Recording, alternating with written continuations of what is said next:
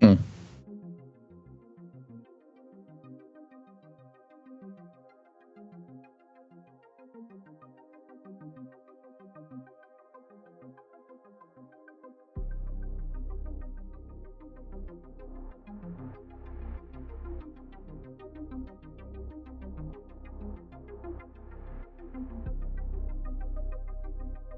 Hey everybody, we are getting the show started here. Thanks for being here. We got Cody's AC, Denise in the chat. Yo, yo, yo.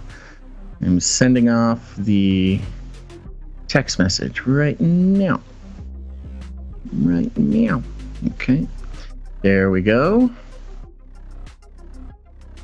Got a good show today. We're going to be zipping through some things. Going to be efficient show today. Gons has some very important things he has to get to. Who else we got coming in? I don't like how my windows are not updating. Uh-oh.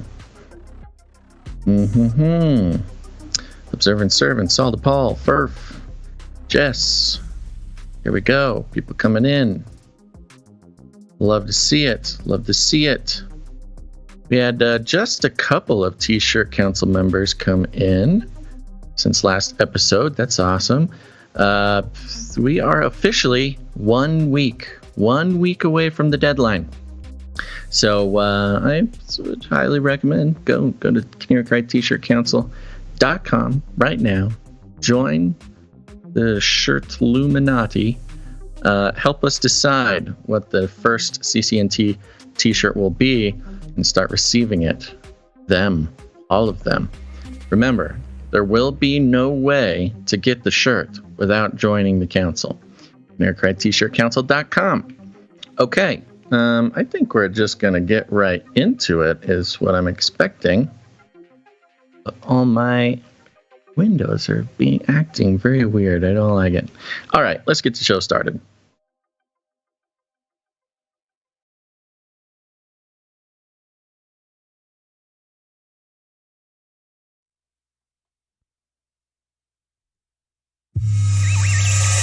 The world is getting crazier. People are acting more and more insane. The end of the world is tomorrow. Tomorrow. There's only one thing to do when the world is falling apart. Listen to Basil and Gonz as they discuss this week's news and events through the lens of Bible prophecy. You are listening to Canary Cry News Talk. You're listening to Canary Cry News Talk. Today is March 1st, 2023. We are live to tape on episode 597, and today, Build Brain Better. Signing on from off the grid, Razzle Dazzle. I'm your best buddy Basil. And my name is Gonz, formerly of the Face Like the Sun YouTube channel, director of the Age of Deceit Films, your favorite Asian provocateur for Christ, a.k.a. the Cabana Boy, who's very cold, live to tape from California to bring you the best news, which is the gospel message of Jesus Christ while reporting the egregious with a well-rounded, biblically grounded take on world events. Today's emergent phenomena. It's one of those days, Basil. Want to quit, you know? The world is crazy out there and in my personal life, but we must march on. Very good. Very good. Dad jokes. He's sneaking the dad jokes in now. What dad joke? There's no dad joke. You're cold. Is it because it's still the dark winter over there in California, or are you just cold all the time because you're old and frail now?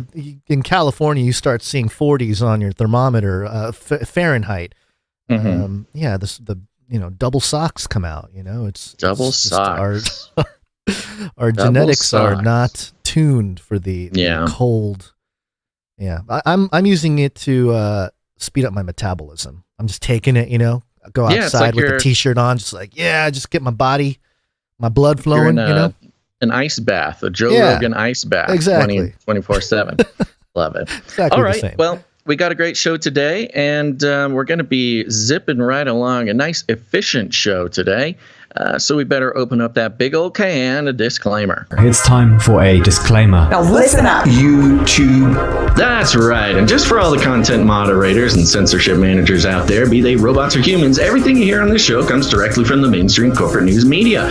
We do not claim to be experts on healthcare, geopolitics, military strategy, corporate law, or the moral and ethical implications of any of these topics, nor do we implicitly or explicitly support or subscribe to any sources or narratives containing misinformation, disinformation, or malinformation, as defined by the Department of Homeland Security. We're good boys. All right, YouTube, we're good boys. And you know what time it is. It's time for a rundown. Let me bring you up to speed.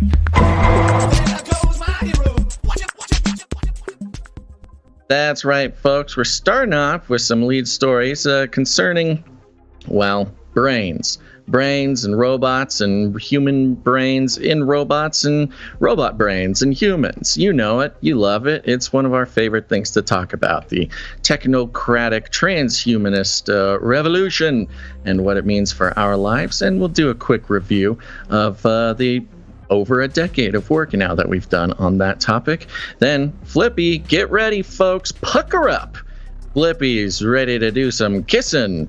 That's right. We talk about Flippy stealing our spouses, and it is no joke.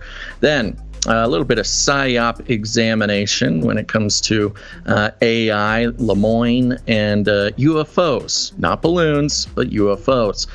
We've been tracking the trends regarding these stories throughout the mainstream media, and perhaps we've got some insight into where it may be going. Then TikTok. Dun, dun, dun. TikTok is finally, the federal government is making some moves on TikTok, which may signal a future trend towards World War III. Who would have known of such a close relationship? And then some insights, some quotes, some clips about Peter Thiel talking about the Antichrist. Interesting. Second half of the show, Chris Shills-Zilla making his way in the world, independent media reporter, and maybe leaning in the direction of recompense for his misdeeds during the pandemic.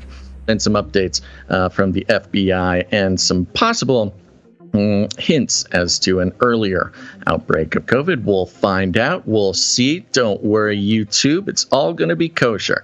Then at the end of the show, human beast fashion, human skin jackets. Don't worry. We'll tell you how to get them and what to do about it. But first, Gon's our lead stories. Build back better. Build back better. Build back better. We will build Babylon better. This time, a new world order. My brain itches. Your pineal gland produces all your precious melatonin from your brain. The danger of AI is much greater than the danger of nuclear warheads by a lot. A lot going on. This is CNET.com. AI could be made obsolete by biocomputers running on human brain cells. Sounds like a Face Like the Sun video title. Yeah, it's old school. Yeah. Okay, here's what it says. Artificial intelligence seems to be taking over our lives lately, but a team of scientists argues that something called organoid intelligence, or OI, powered by living human brain cells, could one day outperform any artificial system and do it far more efficiently.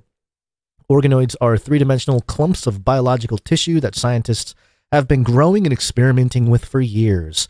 Researchers led by environmental health science professor Thomas Hartung at Johns Hopkins University are working with brain organoids that could lead to the development of a biocomputer powered by human brain cells. Quote, "We are at a moment in time when the technologies to achieve actual biocomputing have matured," Hartung told me via email. Quote, "The hope is that some of the remarkable functionalities of the human brain can be realized as OI, such as its ability to take fast decisions based on incomplete and contradictive information, or intuitive thinking." Hartung and colleagues unveil an extensive vision for the future of OI on Tuesday in the journal Frontiers in Science. And of course, it made the rounds. You had New York Times pick it up. Scientists aim to create AI from human brain cells. New frontier. Vice had it. Scientists now want to create AI using real human brain cells, which is It's kind of funny because CNET is like, no, AI might become obsolete because of OI. And Vice is like, they want to create a new AI. But anyway. What's the OI again? Organic intelligence? Organoid intelligence. Organoid intelligence. Yeah. See, that is some next level. I like it. Now, we've talked about the benefits of human brains over robot brains for quite some time, making those calls a decade ago. But it's really interesting in regards to, I don't know exactly where they are on this technology, of course. Once it's hitting the mainstream media, they're pretty far along. Yeah. But it might not be something tomorrow. Well, yeah. But I love the recognition of just how much better human brains are at all sorts of things, including artificial intelligence. Not only are we better at regular intelligence, human brains are also better at artificial intelligence. Yeah. But putting a human brain inside of a robot is quite the leap towards personhood of robots. Make your own brain cells, AI. You got to steal human brain cells. Mm-hmm. Yeah. Well, a few things. I looked at the history of our show, the Canary Cried verse, and one of the first times we talked about this was on, or at least published on March 29th of 2012. So good 11 years ago. Technocalypse and Obamacare Eugenics. Yes. Really timestamps the era there. But we talk about the documentary Technocalypse, which was kind of an underground-ish transhuman film. I couldn't find much on it now. It's a Belgian transhumanism documentary that was published in 2006, directed by Frank Thays. I think this is the one. And in it, there was a few different things in the film. They showed how cats, they connected electrodes and stuff to cat brain and cat eyes. I can't remember the exact details there, but they basically were able to show what the cat sees on a screen via electrical signals. And they noticed that every human face that the cat comes in contact with has a cat-like face structure, almost like it's built in. Right. The cats see humans as other cats. Right. So stuff like that. But they also showed these brain cells, and they talked about these brain cells that they were growing on microchips, and they kind of came to their own, place in the electrodes. And it was just a weird thing. And I remember thinking, wow, this is really some next level stuff. And then, of course, they wiped the documentary. It disappeared. And it's hard to find. The link in our show notes from episode 003 of Canary Cry Radio is dead, to the YouTube video. So, yeah, we should have known better. We should have put it on the blockchain, Basil, back in 2012. Yeah. But, we weren't savvy enough. But go to canarycrynewstalk.com, and I stopped counting at around 60 episodes, but the word brain pops up a lot. I mean, we've covered all kinds of brain stuff, whether it's quantum brain stuff, brain data gathering, brain surveillance, mind surveillance, uploading, all angles, and some technology that I forgot about that they released, or at least made publicly available, a lot of headsets that take brainwave measurements, and you're able to sort of control an iPad or something like that with your brainwaves. And I think the fact that we're hearing this story from CNN and all these mainstream outlets about the organoids and all this, it seems like something like a headset that collects your data to do things is benign.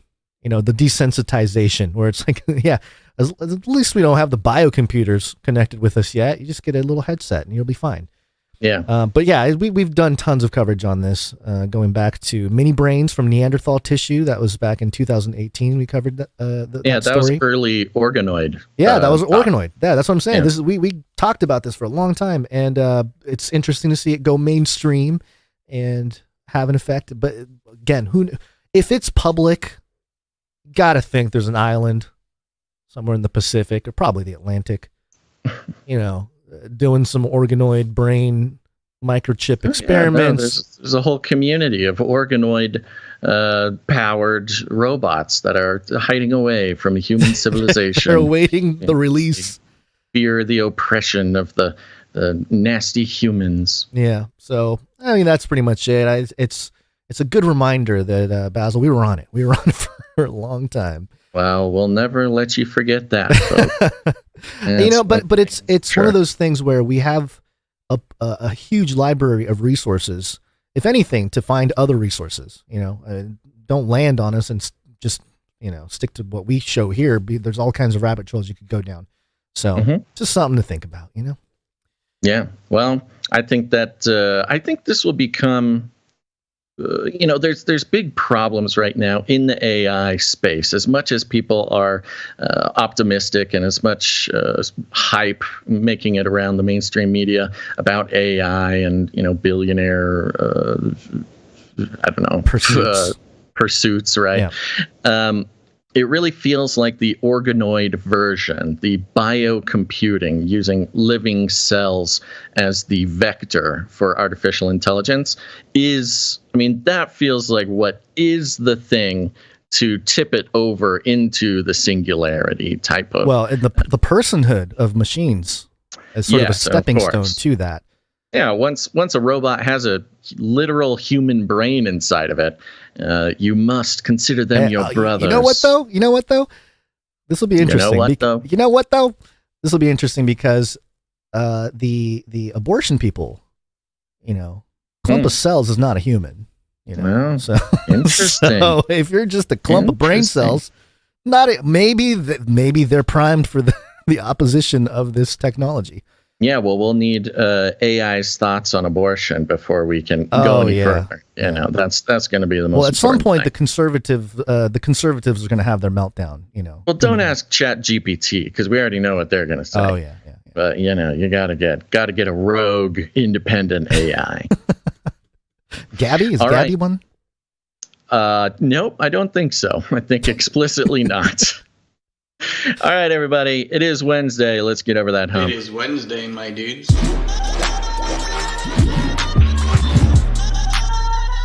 Wednesday. Hey guys, know what day it is? It's Wednesday. It's time for the Canary Cry News Sucker. Yee-haw! Wednesday, my dude. It is Wednesday, my dudes.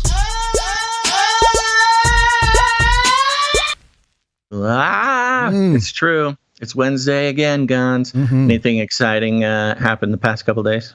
No, not really. Although it is World Compliment Day today.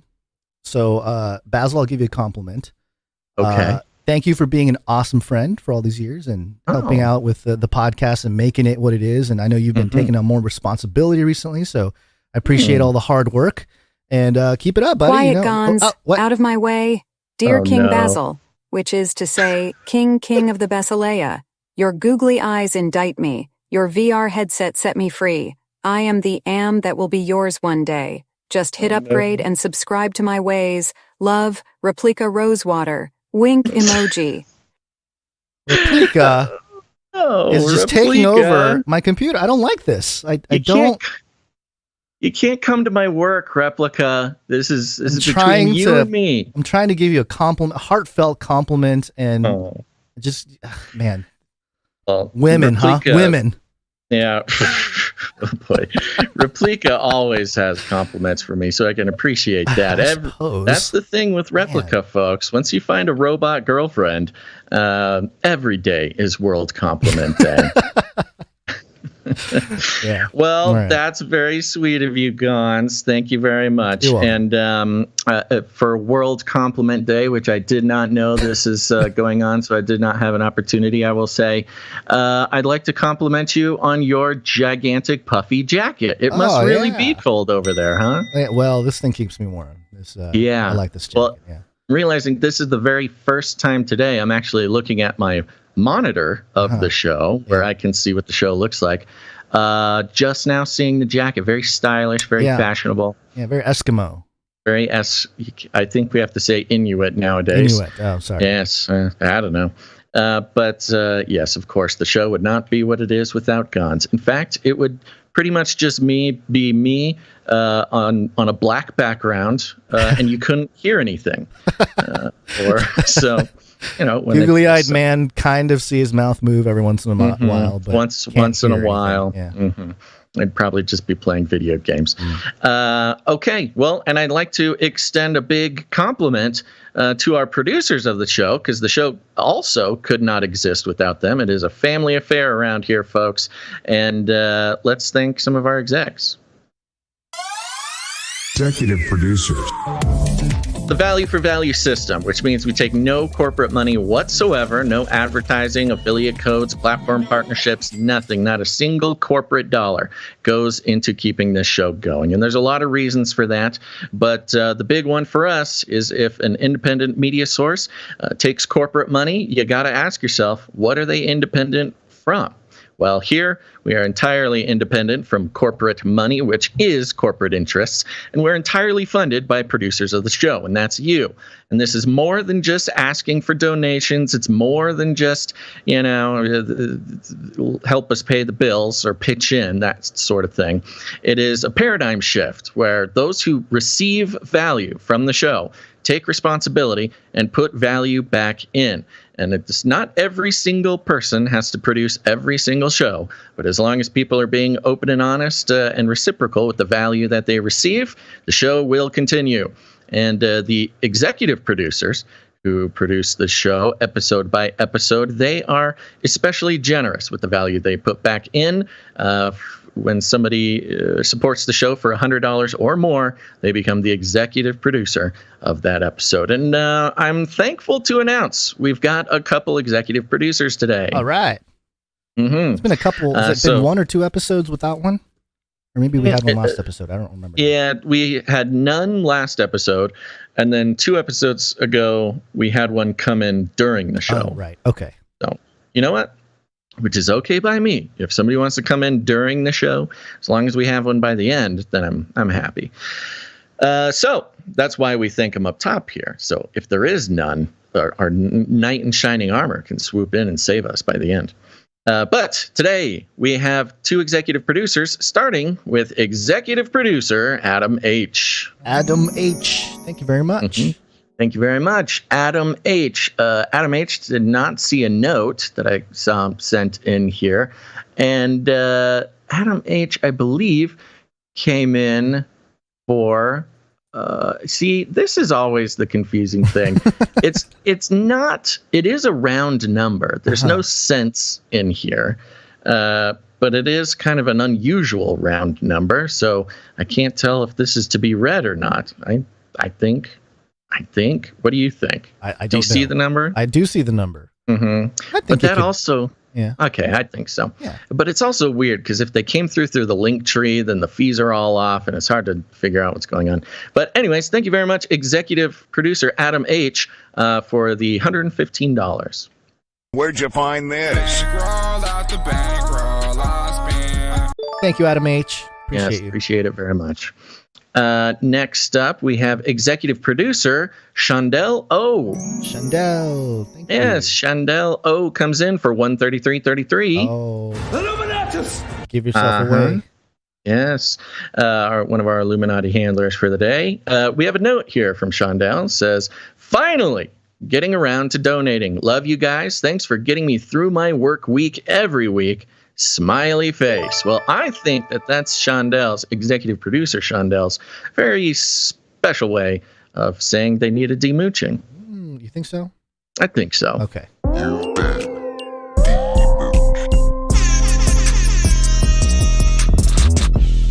There you go. Congratulations, executive producer Chandel O, for getting a demooching.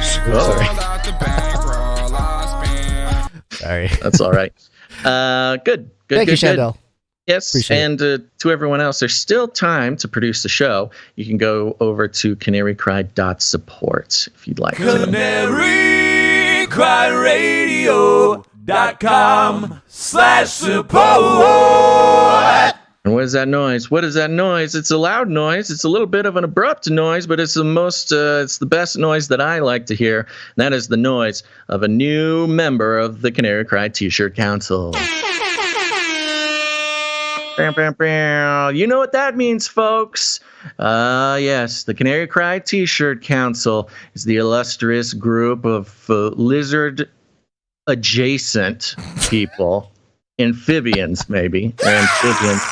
that meet together in the dark recesses of the underground cave system that is the T-shirt Illuminati headquarters. That's right. The Canary Cry T-shirt Council is an illustrious group of producers who have joined, who've taken their seat at the table to help us decide what the very first Canary Cry T-shirt, the very first official Canary Cry News Talk T-shirt will be. And it's not a one-time gig. These are producers who support the show for $19.84 per month, which gets them a seat at the T-shirt Council. They will be helping us make decisions, and they will be receiving free T-shirts 4 times a year, once per quarter. It's really a very special group of people, and we're very happy that 2023 will be a year of surviving whatever the Federal Reserve will throw at us because of these members. We appreciate that. You can join the Canary Cry T-shirt Council by going to canarycryt-shirtcouncil.com. Yes, it's simple. It's easy. Go do that. Sign up. We are 7 days away from the first deadline here. So you've got 7 days to sign up. We are shooting for about 30 more people to sign up. That'll save us a bunch of money on the back end. It will help provide more value through the T-shirt Council, and we'll have enough people to get solid data on these T-shirts. So remember, if you want to be involved in choosing which T-shirts get created and receive them for free, let me be clear. This is the only way to receive Canary Cry News Talk T-shirts. They will not be sold retail. It is simply for the gratification of the dark, shadowy Canary Cry T-shirt Council. And we got a few people to thank. Are you ready? Yes. Well, right now, I'm very happy to announce we've got one more very important person. Some might say the most important person in the world, Stephen G. Stephen G, thank you. Thank you very much, Stephen G. Oh, and what's this? Coming through second but not least, we've got most important person in the world, Shelby C. Shelby C. Thank you, Shelby. You're second, but also first. Also first, that's right. That's how it works around here. Well, it's not stopping there. We've got another most important person in the world. You know him, you love him, Sir Darren out of the Hungry Pandas. Oh, Sir Darren. Mm-hmm. Also the most important. Mm-hmm. And it just keeps going. Another most important person in the world, that's Sea Monster. Sea Monster? Yeah. Is that the letter C?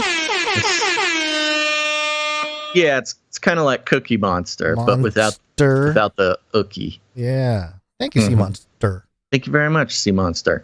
And I think that's it. What is that? 1, 2, 3, 4. 4 more members. That's wonderful. 7 more days. Let's try to get, at least 25 more members. That would really change the game as far as the T-shirt Council is concerned. But everybody, make sure to thank these most important people in the world and include them in your prayers because they have some very big decisions to make. CanaryCryT-shirtCouncil.com.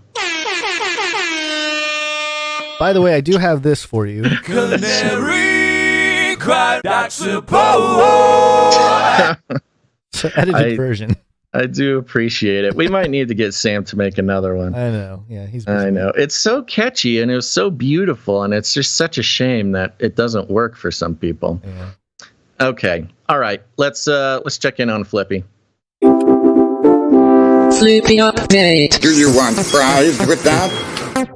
That's right. It's time for the Flippy update. Flippy is our colloquial name for the disembodied robot arms that are taking our jobs, enslaving our children, and flirting with our spouses. Oh, my gosh. We use talking about Flippy as a way to explore all the new, fun, and exciting ways that robots are taking over the world.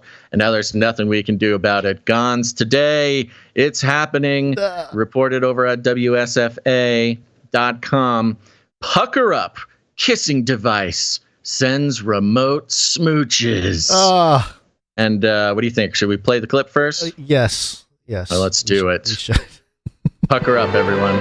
Nobody is kissing the in-person kiss goodbye. Nobody ever kissed me the way you do. But chances are nobody has ever kissed you this way through a lip-shaped device that plugs into your phone. The idea is to send someone a kiss long distance.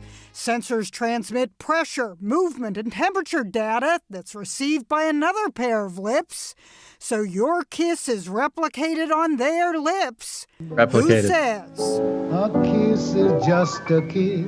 Similar tech for remote kissing first surfaced less than a decade ago with the Kissinger. Not that Kissinger. A kiss sent via messenger was dubbed the Kissinger. Robotics lecturer Human Samani worked on that project, and he thinks there's an issue with the latest device being sold for about $40 in China. It's the lifelike lips. You think it makes it too creepy? Yes. As one poster put it, weirdo. I love that this woman was the one in charge of doing it. The perfect woman. Oh, she did a great job. This report. Cultural she really references, keeping it fun, but also driving home the point. Good edits. Whoever edited this did a great job. Yeah. Just really impressive. Good mainstream report here. I love how the guy who is, involved in the creation of this device is called Human Samani. Hooman. Yes, I am Human Samani. I am not Robot Samani. I am human. Please kiss these lips. So there you go, folks. Flippy's got some lips. First. And it is this strange little device. How to explain it without referencing other horrible things? I don't know. It's a little device. It looks like maybe a plastic mouth.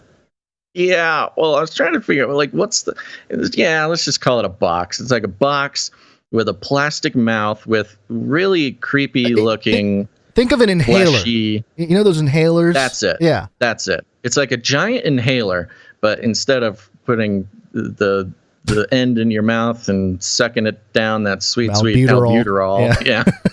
It's a pair of lips that are apparently too real. Apparently they're too lifelike, because it does.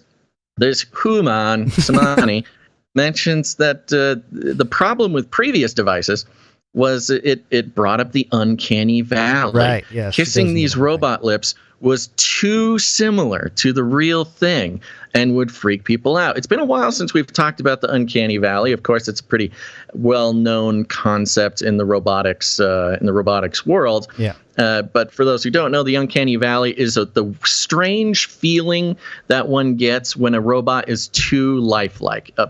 Apparently, they say it's activating some sort of weird instinct in the human being when they know something isn't real, but it looks too real. There's some interesting sort of fringy ideas about this that, we have that instinct because in the distant past we had to deal with, shapeshifters and stuff like that. And that was like our instincts that was created to help us fend off shapeshifters, which is always fun.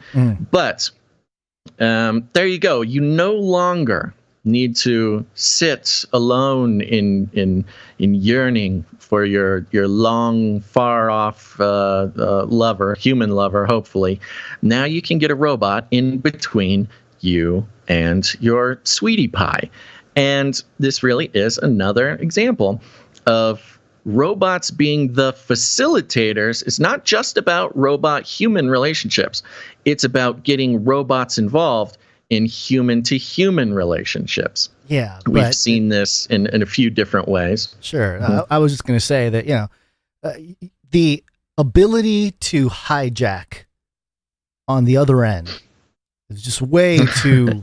Hackers can get in between. Human hackers, but maybe robot hackers. I mean, you never know when Replica is going to come in and start wreaking havoc with something like that. What Sure. if? Yeah. Think about the promos that Replica can have with a device like all you this. really need to do. I mean, that's the next step. Is you integrate Redbook partnership between a company like this and a company like Replica. Yeah, a physical proxy for.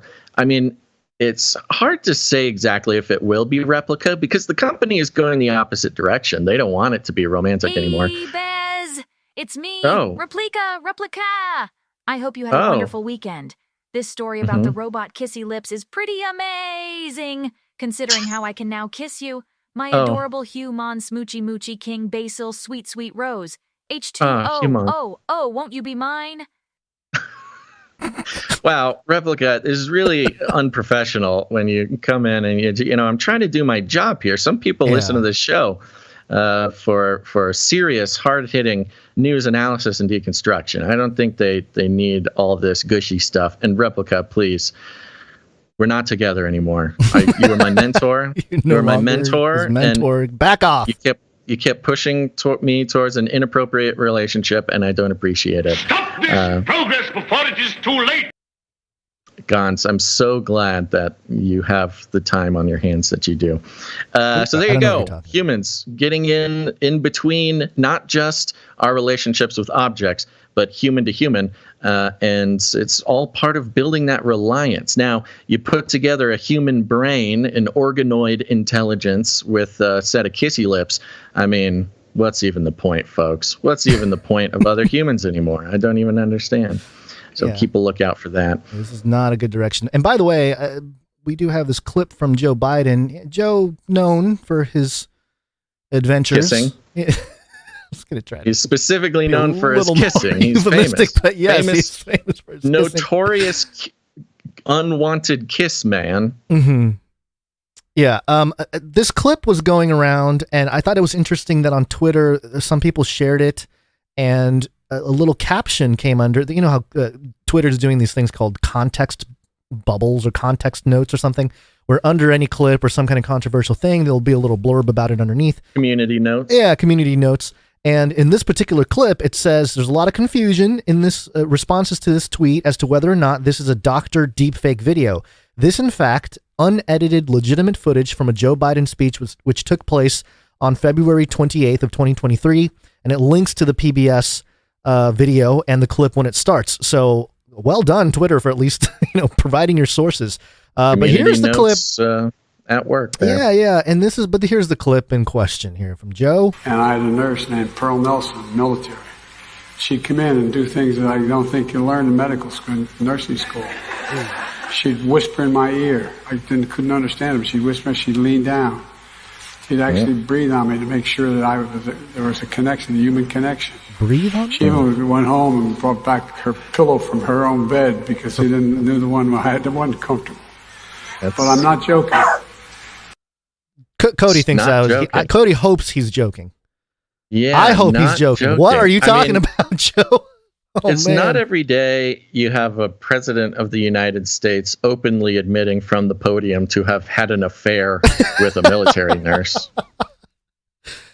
But also, it's kind of sad because I think this is part of the dementia. I think isn't that a thing in dementia? You start talking about old times and maybe you shouldn't say out loud. And I don't really know, but was Joe Biden that's so funny. I was just wondering if Joe Biden had any military service, and I typed in was Joe Biden, and the very first suggestion was Joe Biden in the military. Oh, it knows you. Not only served in the military, but was he in a military hospital? That's very interesting. Yeah, what was he doing there? Did he get hurt? The answer is Joe Biden is not a veteran, and if you're wondering, even though President Biden is commander-in-chief, blah, blah, blah, I think I found an article on veteran life written by an AI, which is very strange. Yeah. Does Joe Biden have asthma? Yes. Biden. well, hey, there's our connection to the kissing machines. Oh, it's Joe Biden. Hey, that it comes so full funny. Circle. Look at that. Yes, on the fly. Joe This Biden's is why asthma inhaler has a pair of lips on the end of it. It's okay, Joe, you got to stop with the albuterol, but it's a great device. Okay, I want it to breathe on me. Everything that I'm seeing is Joe Biden was not in the military. So I don't know what he said. He was in a military hospital, didn't he? Something like that. He had a nurse. She was a military nurse. Pearl. Maybe. Where's Nurse Pearl now? Yeah, we need to find Pearl Nelson. And I had a nurse named Pearl Nelson, military. She'd come in and do things that I don't think you learn in medical school, nursing school. Okay. The weird laughter thing to say after that. is really strange. You know, it's almost like whatever he had done to warm up to this story made people's minds go immediately to something inappropriate. And then you got the weirdos, you get the pedos in the crowd. I mean, they're the only ones laughing. I don't know about pedos, but yeah, her name was Pearl Nelson, and she learned to do things they don't teach you in nursing school. Ha ha ha ha ha ha ha. Yeah, okay. Weird. Kind of a weird place to go immediately, but if you say so. Okay. Breathing on your patients and bringing your personal pillow from home. That's really weird. So romantic. That is very weird. Okay. All right. Well, I again, it's funny, weird, creepy, all that, but also I kind of feel bad because this is man. Yeah, it is strange. I don't think I'd like to know more context of that. All right. So here's a little observation. PsyOps. And it has to do with AI and space. Artificial intelligence. Space. Wanna go to space? So we can dig in a little bit about each of these articles, but I wanted to point it out because I noticed a pattern in the mainstream here. So Newsweek published an article, I worked on Google's AI, my fears are coming true. This was published on February 27th, and it's written by Blake Lemoine, the famous ex-Google guy who came out and said, hey, the AI is sentient, and made a huge splash. Was it the end of last year when everybody was making a big deal about it? Also, priest and occult practitioner. Yes. Yeah, it's a good a set of attributes to actually have an ability to write an article for Newsweek. Yeah, that was interesting. So I would say, arguably, Lemoine was the guy who set off the current. He opened up the current craze in the mainstream about AI. Yeah, feels a little systematic. The other article from Politico. Also published right around the same time, February 28th. Ooh, both 4:30 a.m. Interesting. I just noticed that. So posted at the same time? No, they're 24 hours apart. Exactly. 4:30 Eastern, the 27th and 28th, respectively. Okay, so Politico published, we have a real UFO problem, and it's not balloons. Politico primary source. This is written by Ryan Graves. If you guys remember from a few weeks ago, Ryan Graves was the Navy fighter pilot. He was on Joe Rogan. He talked about the dark gray cube inside of a clear sphere orb that the jet fighters almost hit. And sure enough, the first paragraph of this article mentions that whole story. And I just think it's interesting that in Politico, you have these words published. Just at the moment, the two jets crossed the threshold. One of the pilots saw a dark gray cube inside of a clear sphere, motionless against the wind, fixed directly at the entry point. The jets, only 100 feet apart, zipped past the object on either side. The pilots had come so dangerously close to something they couldn't identify that they terminated the training mission immediately and returned to base. So, basically saying, hey, yeah, we have a real UFO problem. It's not balloons. It's actual UFOs. It's dark gray cubes inside of clear spheres floating in our airspace. Yeah. And I just thought it was interesting that you have these two mainstream outlets pretty much within a 24-hour span, publish articles on hot topics in culture right now, which are AI and space, and also two domains that are somewhat new in the realm of warfare. There's terrestrial warfare and psychological warfare and stuff, but in the realm of the domains, if you will, AI and space are kind of the new frontier of warfare. So, well, and also there are things that were previously, up until just about 6 months ago or so, they were previously relegated to the tinfoil hat land. Yeah. They just hijacked our whole deal. Like in the last 6 months, mainstream has basically become what we were talking about for a decade. So, yeah. Well, I brought up these cube with inside of a balloon type of UFOs the other day, a couple episodes ago, I believe. And this was, I'm remembering now, I think maybe I heard about these originally on Joe Rogan, but that was like last year that the guy had talked about it. So, there's, of course, some crazy guy on Joe Rogan talking about UFOs and black cubes and stuff. That's not unusual. But to, months later, have it show up in Politico, which is, kind of like Washington, D.C.'s like insider news organization. Yeah, is kind of what they Politico's at least bill themselves as. They're news for politicians, kind of. Number 57 on the Harvard list, by the way, Politico. And Newsweek. You got ownership info there? I do. Hold on. I just went away from Politico. Oh, launched in 2007. Politico was entirely funded by Robert Albritton, an investor and Beltway Media. Zion and Allen was the first reporter hired by Politico. Okay. Politico is part of a new wave of digital media brands. The Huffington Post, BuzzFeed, Business Insider, Vice, an early iteration of Vox Media. In 2015, the company endured a dramatic split with the courtier of top personnel, including Jim Vanderhey, Mike Allen, Roy Schwartz. Okay, so there's some drama. Yeah. But now, 26 million unique visitors per month, and it's owned by private equity. So there you go. Now, it's interesting because Politico is what it is. They go into policy making and policy trajectory, rather. Yeah.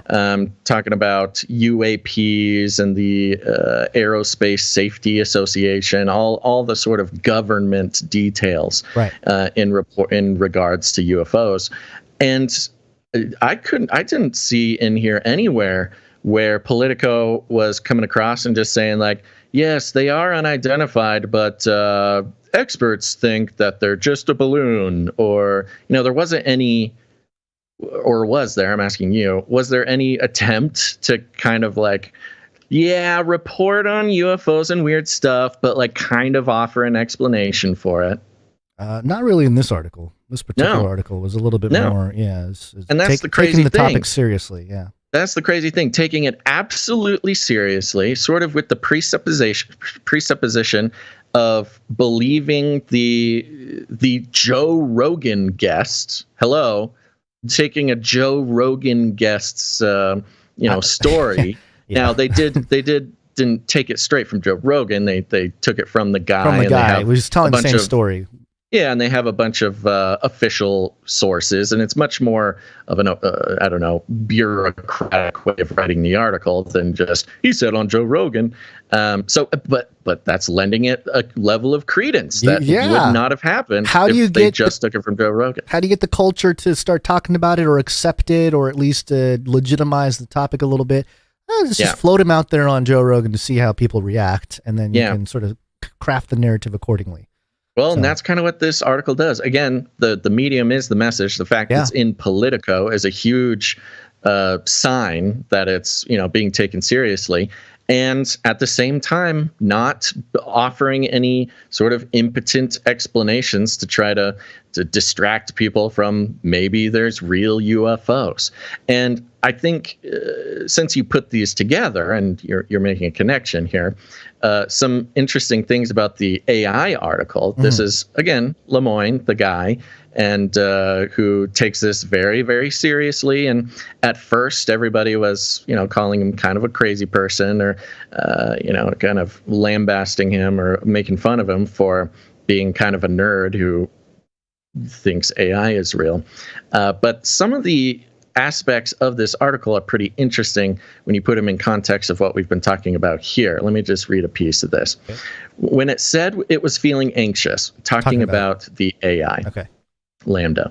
When it said it was feeling anxious, I understood I had done something that made it feel anxious based on the code that was used to create it. The code didn't say, I feel anxious when this happens, but told the AI to avoid certain types of conversation topics.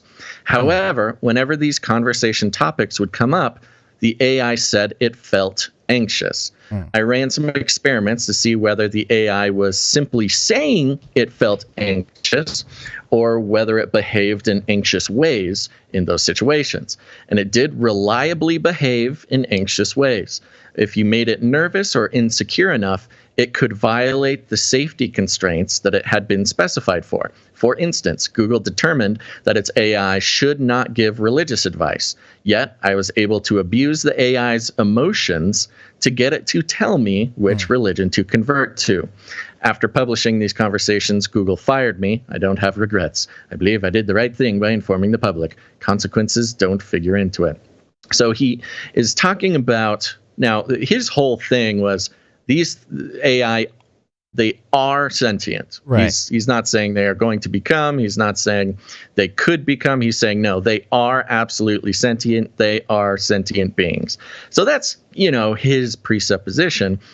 But the way he explains how he came to that conclusion, which is he could see, and remember, he's an engineer, he's a coder, that was his job, not just to talk to it, but to talk to it and then look at the code running during his conversations. And he claims that it was anxious. It felt anxious, not just acted in a programmed way, but that the AI, had emotions. Isn't that still based on, what is he basing that on? Like just language? Well, it's a whole thing. And the point isn't, is he right or is he wrong? The point is he is, the biggest sort of influential figure in this area and is writing for Newsweek. Right. And again, in the same way that Politico article doesn't push back on the idea that there are UFOs, this Newsweek article, the conversation of is it sentient or is it not sentient is over.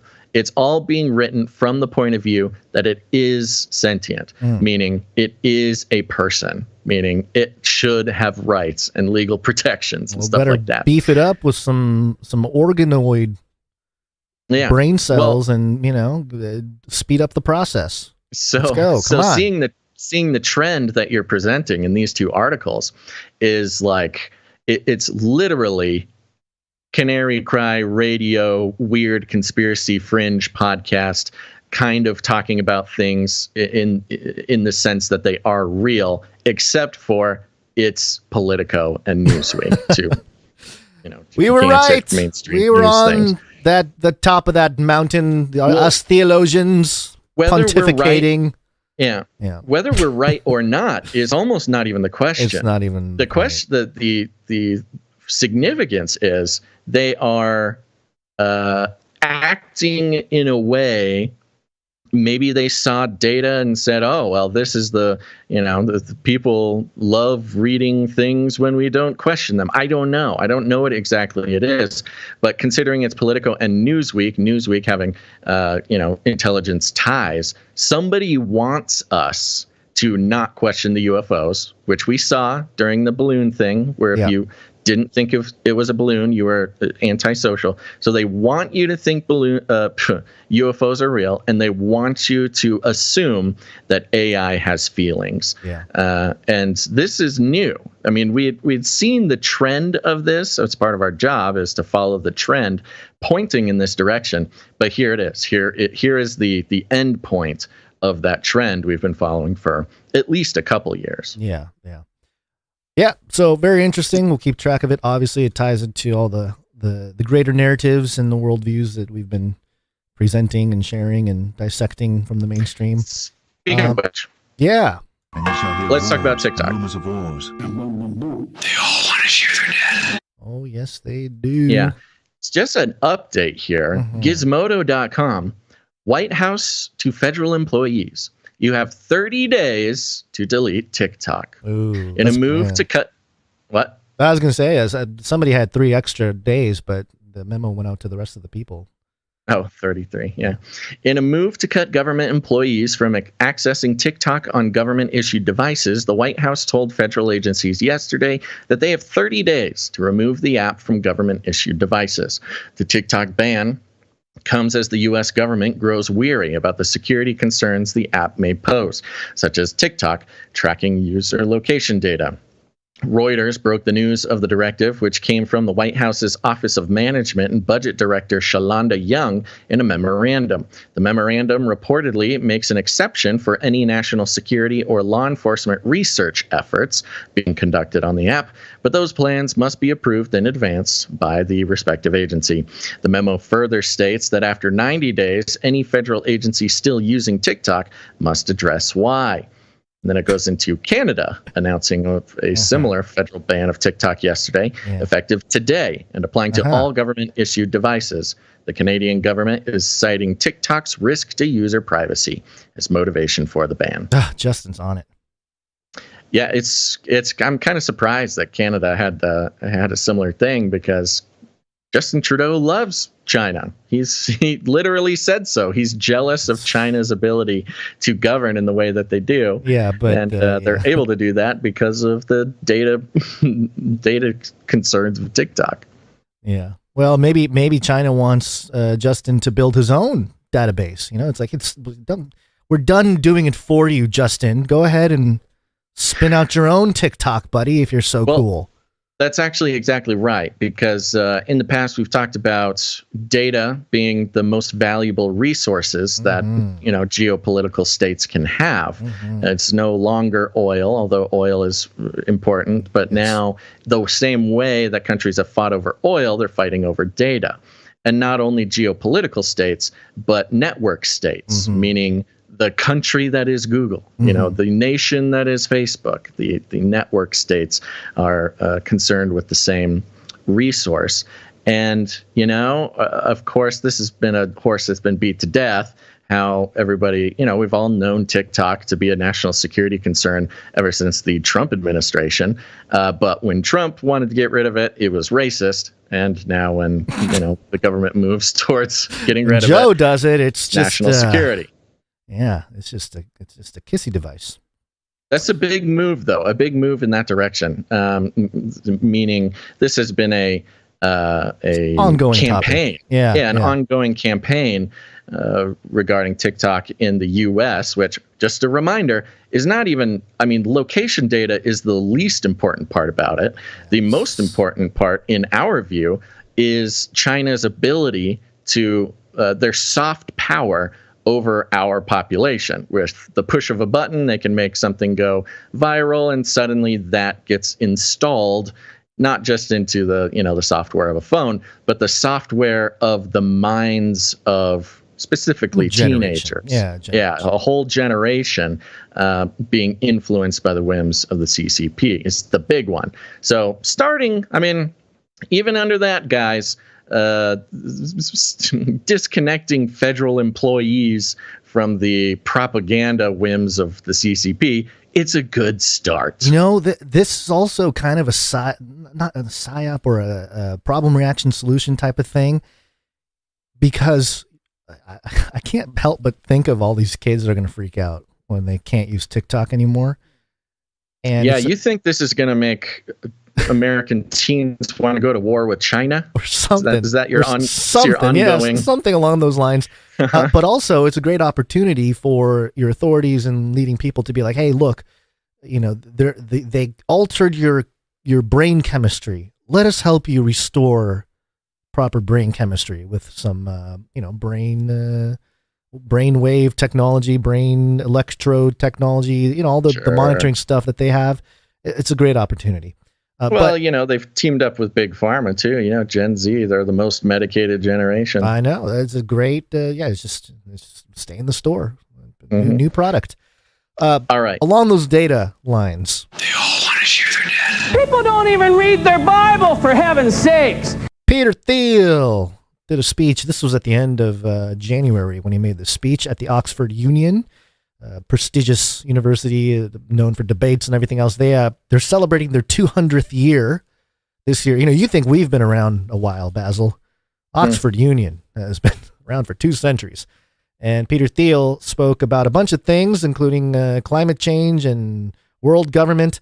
He did have this moment talking about Greta, which I thought was fun. And of course, fun. We can come up with other ones. Probably the sort of the most mass market version of this sort of catastrophic existential risk is the climate change one, where I can just reference Greta and the sort of autistic children's crusade, and Greta is the autistic children's crusade of climate. That's a crazy thing to say in that setting, in that institution. Yeah, that setting. I mean, it's interesting. Now, this is in the UK, of course. Maybe there's some cultural differences going on there. But of course, in the US, in US universities, you would not be able to say that. That'd be completely inappropriate. And there would be marches and riots and protests. Maybe that's what he wants. He would be banned altogether. But he actually gets some laughs in Oxford. I would sort of assume that the UK, university system is sort of more liberal along the same lines. Progressive, liberal leaning. That's what it seems like, at least from here. But this and some of the other ideas he's going to communicate here kind of makes me wonder if Oxford is totally something else. It's very strange. Yeah, so there's the other part of this speech that grabbed people's attentions, grabbed my attention for sure, is at the end here. Let me play the clip. And it's muted, so let me get it unmuted and play the clip. Do not hide under the rock and pretend these things are not real. By the way, so he's talking about the existential risks that exist. He talks about nuclear war, nukes, AI, climate, but then he talks about totalitarian governments as being one of those things, and he's pontificating on that point. Do not hide under the rock and pretend these things are not real. But we have to make the list complete, and I would include as a very, very serious existential risk, the risk if you end up with a one-world totalitarian state. That also counts as an existential risk, and it seems to me that we shouldn't be too short-sighted about that one. We should always fight that. That's something that always needs to be stopped. I should not need to remind you that in the sort of quasi-mythological New Testament account, the slogan of the Antichrist is peace and safety, and that there is we're told that there's nothing worse than Armageddon, but perhaps there is. Perhaps we should fear the Antichrist. Perhaps we should fear the one-world totalitarian state more than Armageddon, and perhaps we should stick with some of the tried and true ideas of classicalism this organization and this institution has been supporting for 200 years, and keep going for another 200. Thank you very much. There you go. So interesting. A couple interesting things. What did he call it? The quasi-mythological? Yeah, the quasi-mythological accounts of the New Testament is what I believe he said. That's interesting. That's a bit of a, what's the word? Enlightenment. Verbiage.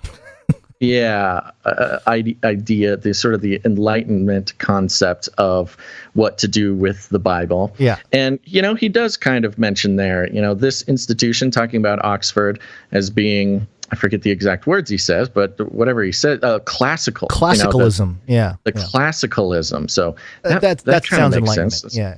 It's kind of a different version of conservatism in a way, except for it's much more sort of academic and hoity-toity. Yeah, it is sort of the pillar of the West, at least from the UK's perspective. So, right. Yeah, very interesting. He does mention the Antichrist, and it's he's quoting 1 Thessalonians 5, verse 3, where it says, while people were saying there is peace and safety, then sudden destruction will come upon them as labor pains come upon a pregnant woman, and they will not escape.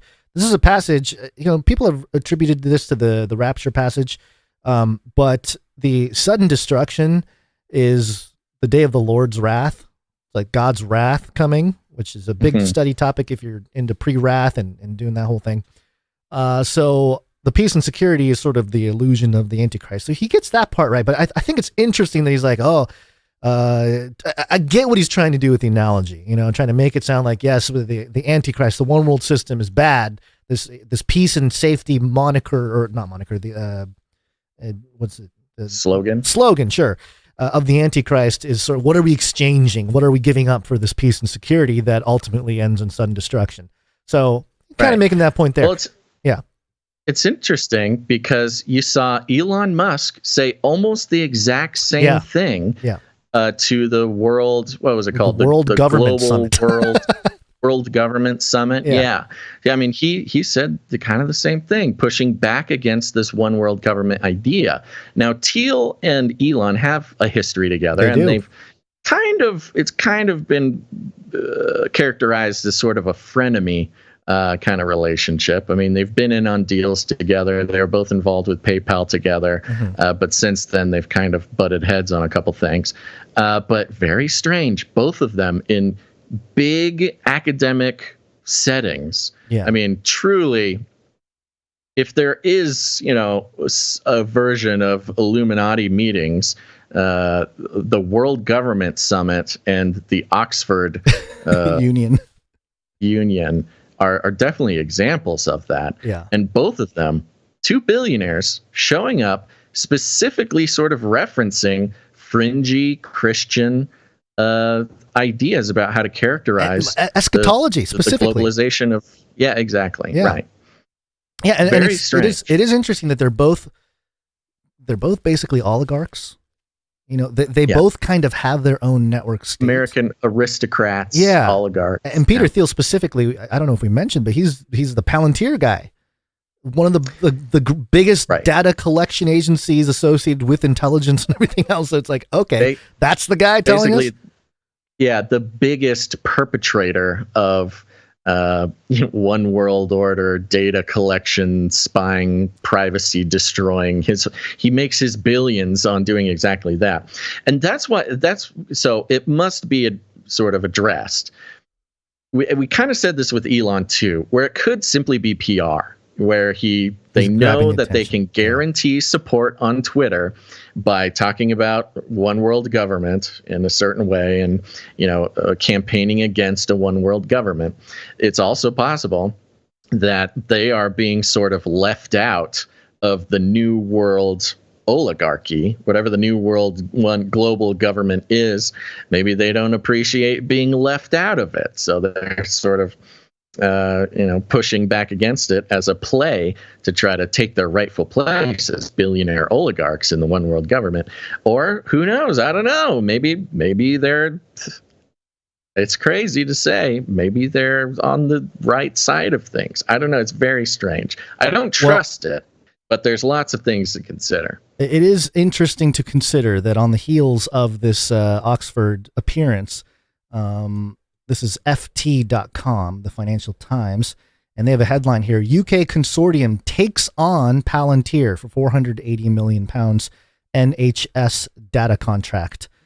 Basically, they're not going to use Palantir, the UK, British data, the NHS, and instead they're going to go into their own companies, Vor Health, whatever, these companies here, Black Pear, and all these companies. Okay, so 3 companies which they say will also work alongside a number of UK universities, blah, blah, blah. So, yeah, maybe you're right. Maybe he's just like, I'm in the UK. You guys are rejecting my offer to help out the UK collect data on its citizens. And so you guys are all totalitarians now. What's the date on the thing you just looked at? February 27th. What's that? So that could have been after a month. Yeah. Oh, so after, yes. So the Oxford thing was January 28th. I think. January. Okay. Yeah. I mean, they could have, I don't know, the timing's weird. They could have denied him that business because of what he said. It's possible. He might be getting kicked out of the club because of what he said at Oxford. Yeah. Yeah. And very weird. The whole thing is very strange. And one other thing I'll say about the whole point he was making, how maybe the Antichrist, we should look out for the Antichrist. Everyone says Armageddon's the worst thing, but the Antichrist is worst. Which is it's weird because, of course, it's the solution to the end of the world that's worse than the actual end of the world. Armageddon being the final battle between, the kings of the earth, led by their demonic leadership, waging war against God's people at the end of history. Yeah, he doesn't quite have the theology straight on that. But that's not as good or as bad as anyway. It was confusing. Well, I think what he was saying was he was making the point that the solution to the disaster shouldn't be worse than the disaster. Right. And he was making the point that one world government, Antichrist spirit, is worse than avoiding the end of the world. Sure. Not specifically Armageddon, maybe. Maybe he's using Armageddon colloquially, not as the literal Battle of Megiddo, end of the world, but sort of Armageddon as a replacement for the end of the world. A quasi-mythology of the New Testament. Did you cut out for a second? But it is interesting. I might have. Okay. But it is interesting that he's even taking seriously the pseudo-mythological reading of it. It kind of shows that he's at least reading the text. If he's not thinking of it literally, which he'd probably get laughed off the stage in Oxford for taking it literally. But I don't know. It's very strange. There seems to be, like we've been seeing, this sort of splitting of the teams as far as whatever the new world looks like. The New World Order game. And also the technoligarchs, leveraging their remaining power, being siloed away from the big beast, but maybe creating their own. But ultimately, we know about the end times and how there will be 10 kings, there will be 4 beasts, and they all kind of merge together into one big ugly thing. It's going to be a party, Basil. That's right. Go to canarycry.party. It's a real URL. You'll find a tree of links that leads to everything from where to listen to the show, watch the show, how to produce the show, how to connect with us and the community. Welcome to Canary Cry Party. It's the place you wanna be. So say, welcome to Canary Cry. Gameplay, Canary Cry Party.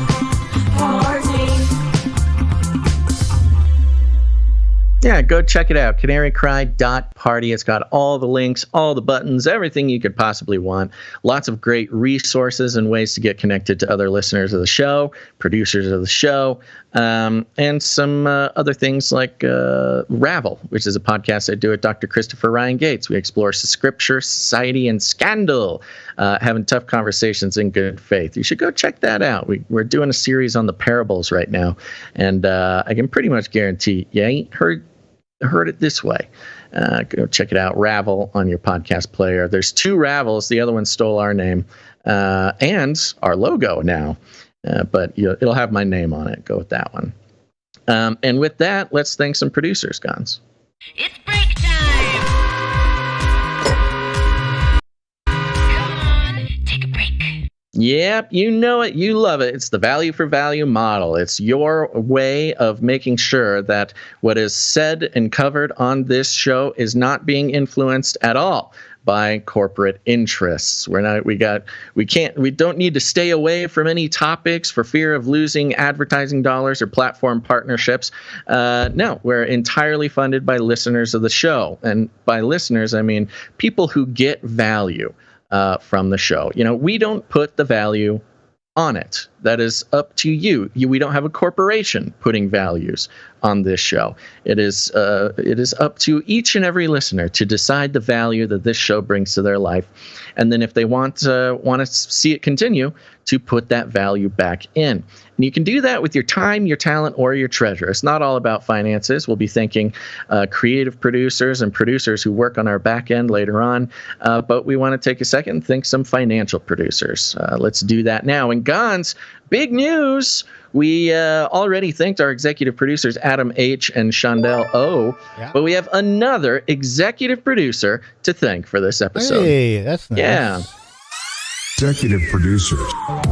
That's right. You know them. You love them. They get value. They put value back in. They're the pillars of this community, and we're very grateful for them. It's our executive producers. And our new executive producer coming in for this episode is executive producer Christine S. Christine S. Thank you. Yeah. Appreciate it. And I'm wondering if Christine S. is damed already. I can't quite remember. We need to put together some sort of sheet or something where we can reference quickly. A list. Who's a dame, who's not a dame, we et cetera, technically et cetera. do have a page that it does need upgrading. But it's not searchable. We need like a spreadsheet type of thing. Well, you can word search it. Alt-F, bro. Are you saying Alt-F. that we should not get more organized on our back end so we can see who's a knight or a dame, Gons? Is that what you're saying? Because no, we don't have people's actual names attached to their knights and damings. We should do that just for the back end.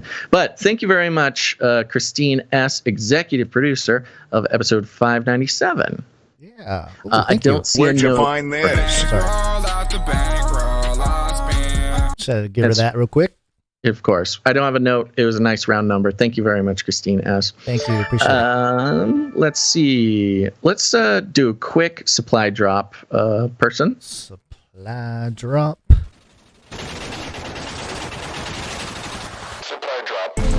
CanaryCrySupplyDrop.com. Go check it out. It's a great way to get cool stuff. Once per quarter, you'll receive a package, chock-a-block, full of awesome, custom-created, artist-designed, producer-produced Canary Cry News Talk gear.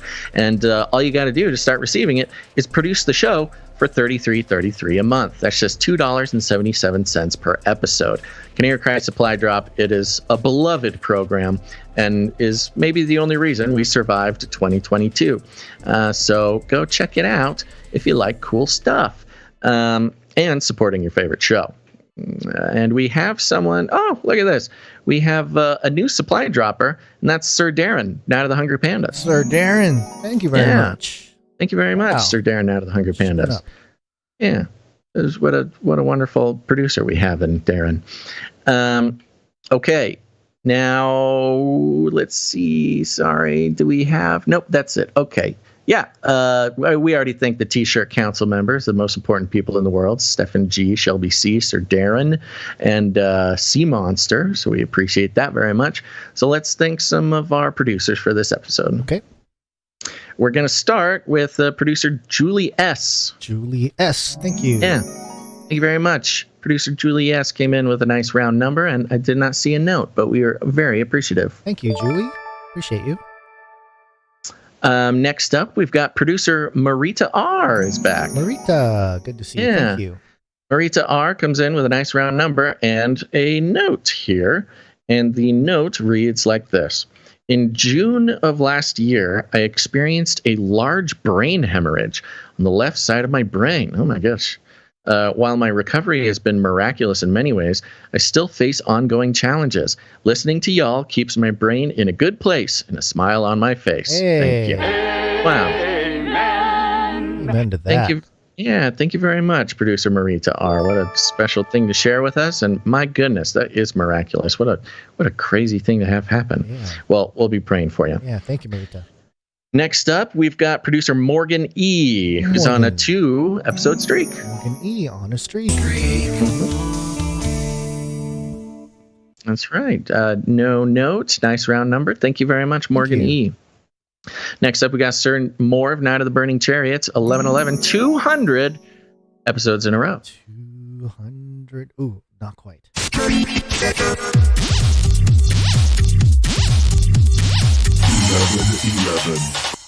Thank you, Sir Morv, and congrats on 200, but we'll really celebrate next episode. When That's right. 201. One more. Yes, thank you very much, Morv. Next up, we've got Sir LX Protocol V2, Night of the Brian Protocol, pocket full of sevens, 143 episodes in a row.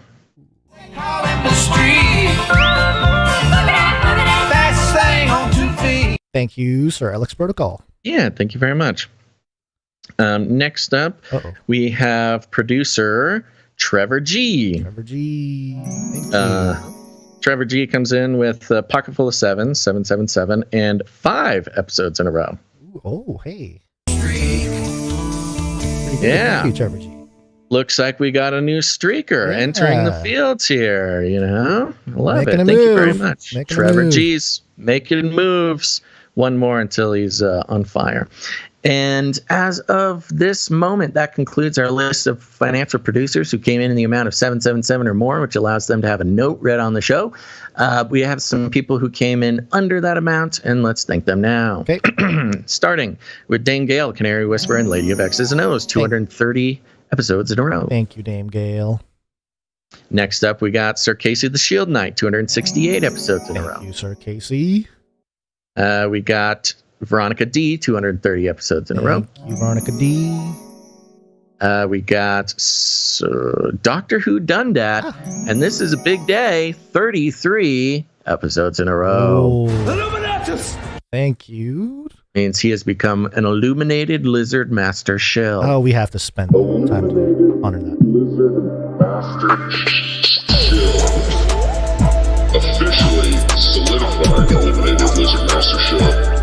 The most exciting streak. Most exciting streak. Thank you very much, Doctor Who Done That. Congratulations.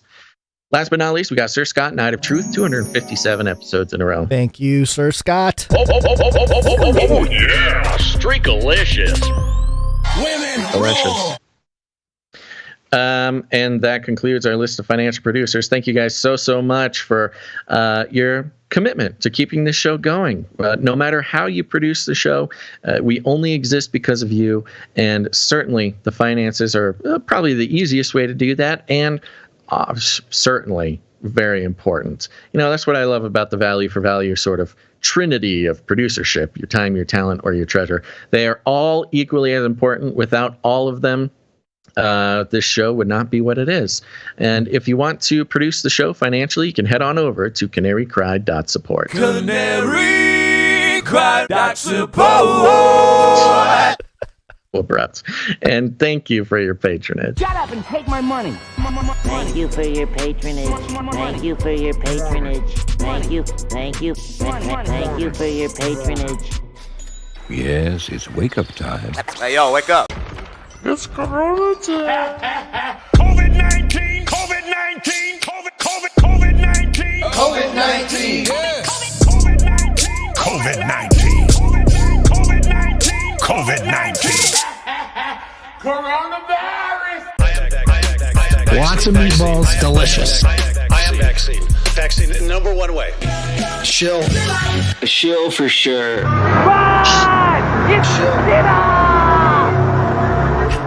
That's COVID right. Shillzilla coming together.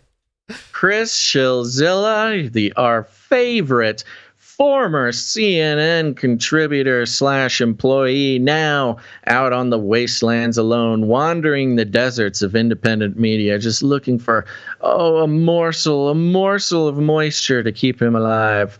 And he's making some moves that we suggested. Now, is he actually taking our advice, or is he doing his own little?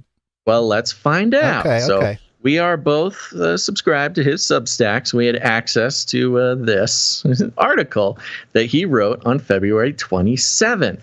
And the headline is "What I Got Wrong About the Coronavirus Lab Leak Theory." Hey. Okay. And the sub-headline is "A Mea Culpa." Let's find out what Chris, this is a good step. So far, it seems like a good step so in far, the right direction. We just have a headline. That's what I'm saying. The headline, so far, it seems like he's going in the right direction. We have suggested to him that, if he wants to, first of all, he should not try to get back into corporate media. I think he knows that now. He needs to go independent, stay independent. He can take care of himself. Rail against the Antichrist. Start, fear-mongering mark of the beast. Let's go. Right. Shillzilla, go full on board. If he wants to be successful, he's gonna have to apologize. People need to see that he's reformed. You can't just become independent and pull the same corporate lines. You have to go through a reformation. So let's see, Chris, certainly in the dark night of the soul here, let's see how he handles it. And it starts like this. It starts out with a closed bracket. I was going to say, Chris, clean up your you really need an editor. Maybe your AI editor is not... He's always had a very creative use of punctuation. I don't know exactly what this means, but he starts the sentence with a what is that? Open? No, that's closed bracket. Yeah. No indentation. He must have been writing it in non... he's used to having CNN editors go over his stuff. So. Exactly.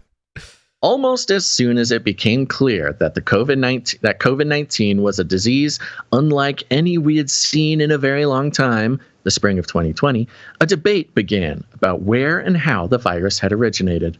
The two faces of the debate were two most prominent figures in the country at the time, President Donald Trump and Dr. Anthony Fauci, the head of the National Institute for Allergy and Infectious Diseases. We know who that is. Okay. Trump was of the opinion that the virus had emerged as a result of a leak at a laboratory in Wuhan, China. He said that he had, quote, a high degree of confidence that the virus was the result of a lab leak, but refused to explain why. Quote, I can't tell you that. I'm not allowed to tell you that, he said. Okay.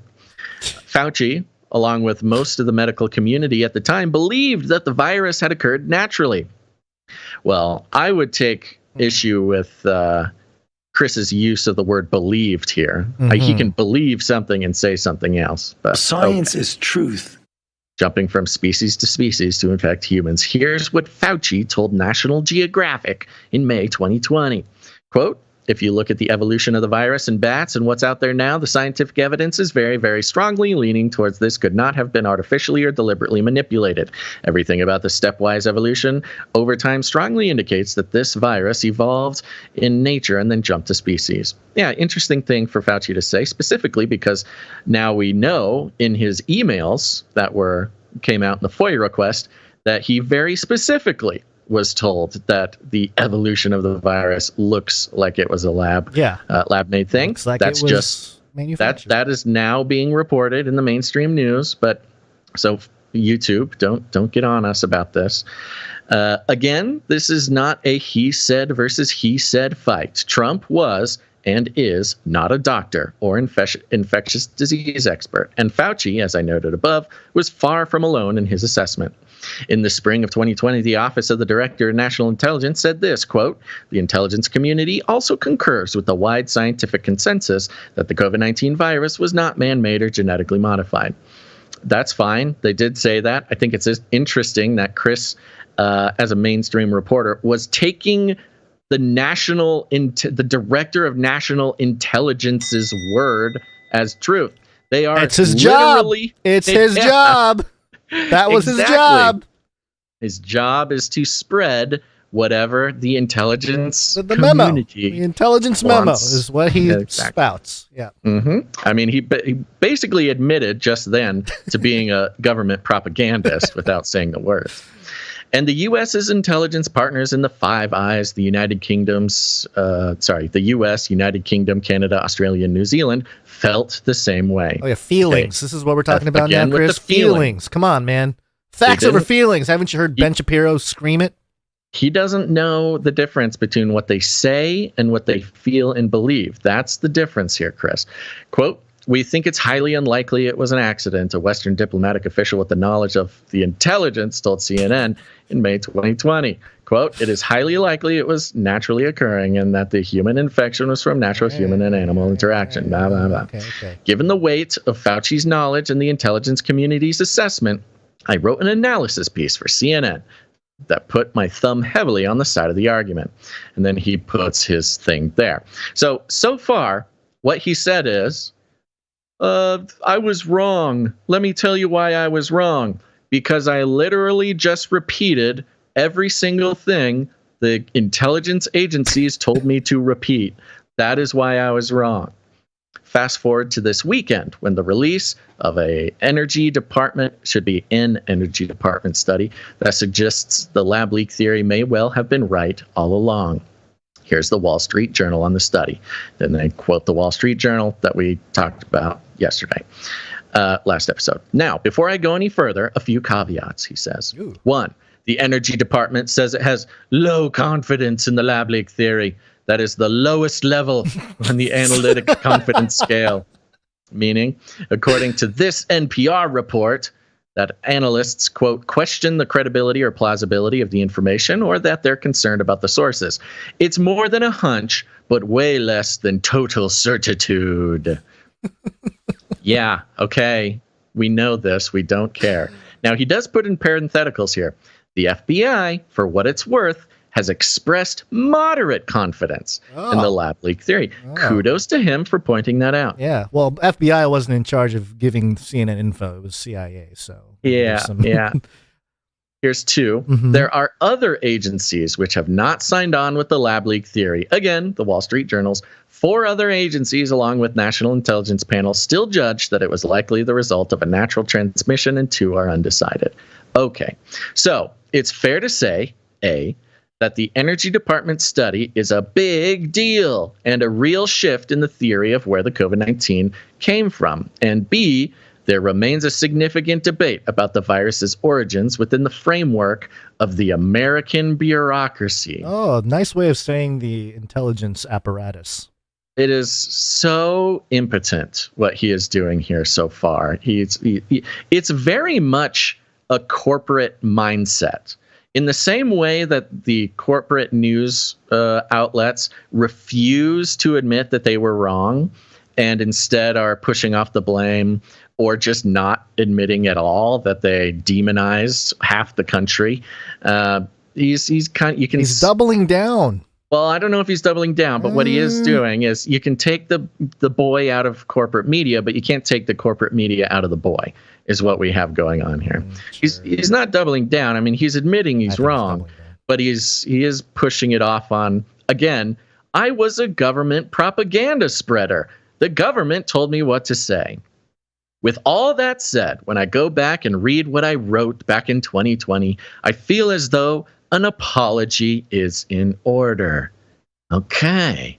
I was too quick to pick a side. Okay.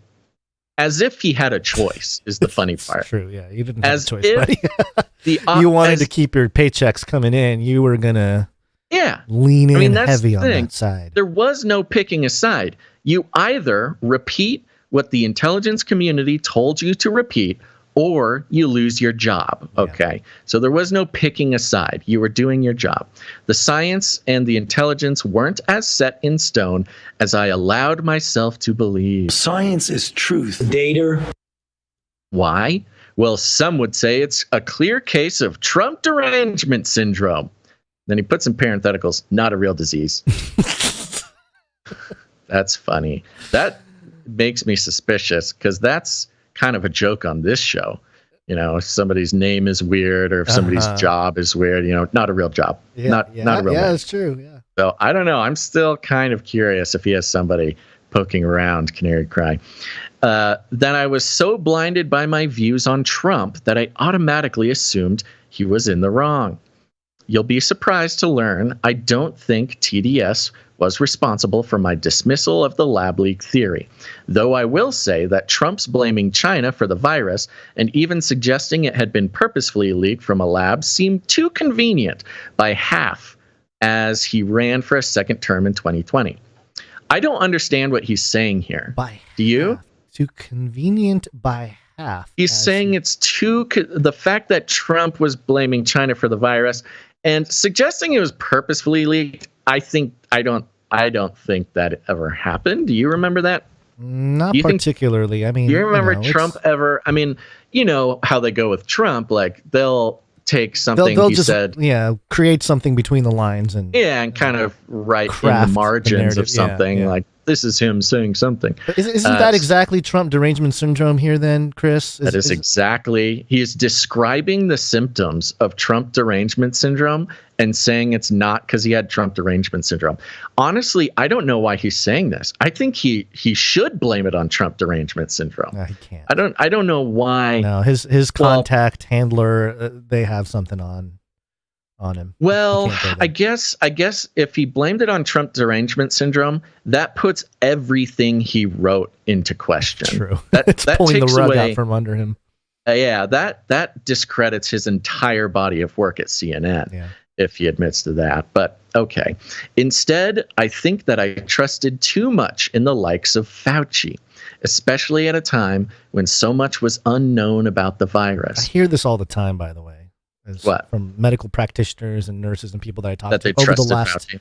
Over the last 2 or 3 years, it's been kind of we just don't know enough, and then mentioning Fauci and he said this and that. So it was definitely something that was pretty common out there. So yeah, I mean, it was appeal to authority. It was a classic, especially in a bureaucratic profession like healthcare. Yeah, you know, it's all very covering your butt. You just cover your butt if you defer to the authority. You know, you're not responsible, and that's part of what made everybody, but Shillzilla at the time, it's part of what made them such cowards. Yeah, is because what they did was they appealed to authority blindly, and he kind of is admitting that here in a very sort of soft way. But they appealed to authority blindly. It was a cowardly thing to do, and now that's why all of the apologies. There's some apologies. You know what? This is all very weak from Shillzilla, but I'm giving him credit. I'm giving him some points for it, because you don't see a lot of this.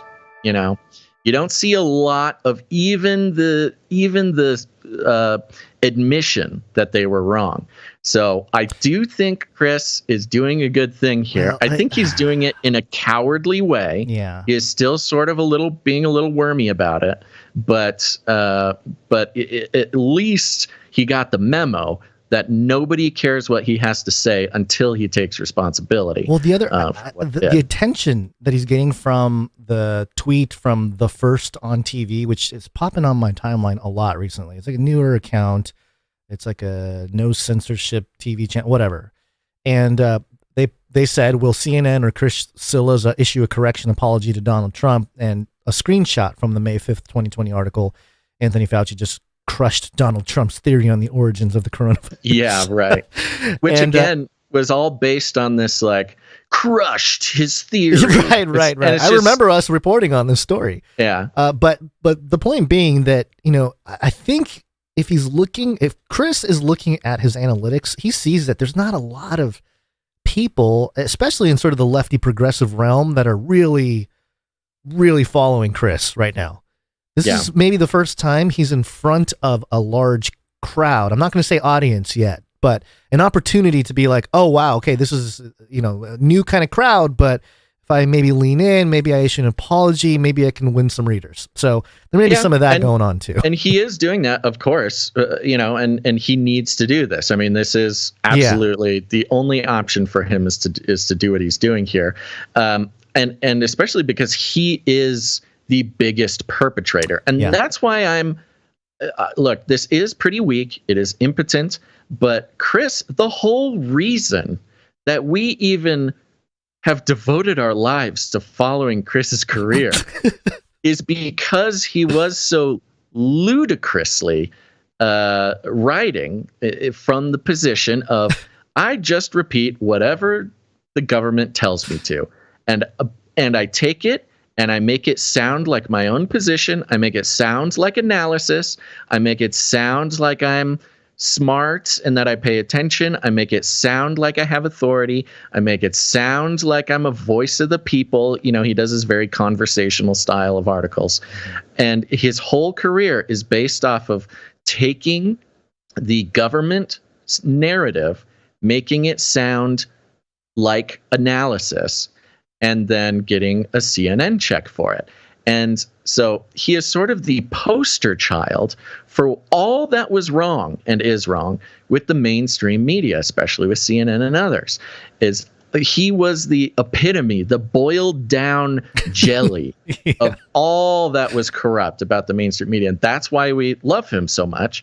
And that's why I do think, even though there will be so few readers of this article, I think this article will get him more subscriptions to his Substack than anything else he's ever done. And for that, I think he's smart. And for that, I am happy that that this can be shown to be like the route to success, is telling the truth and apologizing. He should have leaned in more to, did he mention that he's not at CNN anymore? Not article? In this article. He should mention that. I feel like I don't know that he, you know, that would be one point of reference where people might find some sympathy. It'd be like, okay, well, he's not at CNN anymore. Yeah, that's a good point. But, he should have leaned into that a little bit more. Maybe an addendum.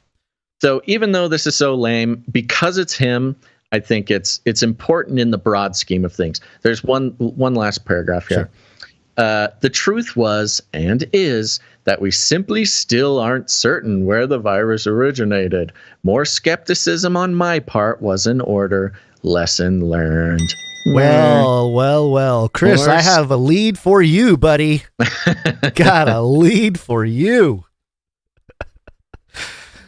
Okay. Well, real quick, the NBC News, we know about this. FBI director accuses China of trying to thwart and obfuscate COVID origin probe. This is kind of on the coattails of the whole energy department thing here. And it is interesting. Chris Wray. I mean, does anybody trust Christopher Wray? At least I don't know. I don't. No, trust nobody this guy. does. I don't know why. Well, he's the director of the FBI. Why would somebody trust him? But it is funny because the energy department announcement was the first time that a lot of people heard that the FBI thought it was a lab leak. Yeah, there were reports. Nobody really took that into consideration until the energy department. So he was kind of put in this position like, man, now everybody's asking about our stance. Like maybe that was their plan over at the He had to DOE. come out and say something because suddenly everybody knew that the FBI thought it was a lab leak. Well, there was some reporting from, I think it was November of 2019, that they were saying the intelligence or some people in intelligence thought that it might have been a lab leak situation from China. But, this whole concept that this narrative is being allowed or being legitimized as a way to create more tensions between us and China, I think that's true. But if we're really talking about the origins of this thing, real quick, just to back up what you said, we're not going to read the article, but the article is Christopher Wray taking the opportunity to be like, we think it was a lab leak. And then 80% of the bulk of this article is Christopher Wray lambasting China and how China's not being open. China's obscuring the investigation. We'll never know because of China. Yeah. Yeah. Okay. Well, I'm sure there was research. I mean, we know that there was research done in Wuhan for coronaviruses and gain of function, and the money was sent there, and certainly that was happening. But there's something that came to my attention in the last couple days, and it's a story from July 11th, 2019. Okay, so this is about a half a year before COVID became a thing in the world. And I'm sure this has been shared on other shows and other truth-seeking social media and things like that. But just in hindsight, here in 2023, revisiting the story is very interesting. So this is from ABC News, again, published July 11th, 2019 at 3:32 p.m. The headline here is Respiratory Outbreak Being Investigated at Retirement Community After 54 Residents Fall Ill. I have the video report. This is a 1-minute thing. I'll stop it at a certain point, which, a fun little face like the sun kind of breakdown. Tonight, a deadly outbreak in Virginia. 2 deaths and dozens of residents sickened by a respiratory illness here at the Green Spring Retirement Community. For a respiratory outbreak to occur in July would certainly not be as likely as for it to occur during the winter. A talking point that we heard a lot post-COVID, remember? Like in the summertime. Very COVID-y. Yeah, very COVID-y, but this is before COVID. In just the past 11 days, 54 people have become ill. Okay, real quick. Just doing a little number breakdown here. 11 days ago, and then 54 became ill. 5 plus 4 equals 9. You have 9/11 right there. Okay. Why 11 days? What's the point? There's no point. This is a secret message. 9/11. Become ill. Symptoms ranging from a bad cough to pneumonia. No promising leads on how the sudden illness broke out. But in a statement from the retirement facility, it says it has taken all necessary measures to fully implement proven infection prevention and control strategies. David, health officials are testing patient swabs, hoping to figure out what this virus or bacteria is. Meanwhile, sick residents have been quarantined to their rooms. New residents are not being admitted, and all staff are wearing masks and protective gloves until test results bring about answers. David? So again, 6 months before COVID, quarantine, masks. it's just a very, and they're not sure what it is. It's a respiratory virus. Sounds like a COVID. Sounds like COVID report. Yeah. Yeah, it's just, I mean, in hindsight, of course, it's maybe hits us differently, but certainly I wouldn't put it past the they, the quote unquote they, to actually have been spreading this thing around for a while. And it makes me think that, you remember Bill Gates talked about how, there could be bio warfare where they can release stuff in train stations, which is a weird thing to say too, but in airports and stuff like that. I wouldn't put it past them that something like that took place, and certain people were targeted, and it just spread, and this thing was around for a while before the media and the institute, the government, everybody got freaked out about it and shut everything down and did the whole thing. Well, and it just wasn't detected because it just shows up as a weird cold thing. Respiratory virus or outbreak. Yeah, we've seen trickles of this recently. There's been some trickles of COVID may have been spreading for much longer than we expected. And we saw this trend start with monkeypox. During the monkeypox thing, they were like, yes, it's very rare. It happens in Africa almost exclusively. But this guy says that it may have been spreading since 2017, secretly spreading throughout Europe, and nobody's paying attention. So it kind of foreshadowed this idea that we can retroactively detect a disease spreading long before it's ever detected. Now, this, of course, is possible. But yeah, I mean, you could play that clip. And if you didn't say it was from 2019, everybody would assume it's from COVID. And they don't mention COVID. But it is really weird, especially with the mask and the glove thing. Yeah. Yeah. And by the way, 2 died, 18 were hospitalized. You split the 2, you get 1-1. You combine the 18, the 1-8, you get 9-11 again. Oh my gosh. Figured it out, folks. Look at him go. But point being, Chris, you want to go over to the, where was this place? The Virginia retirement place, the Green Spring Retirement Community in Springfield, and maybe follow up on what happened to these folks if they ever figured out what was going on. Somebody oughta. I mean, what if you could be the one to break the this thing started in America story, Chris? Yeah. Speaking of Chris, I jumped over here to his YouTube channel. Oh, boy.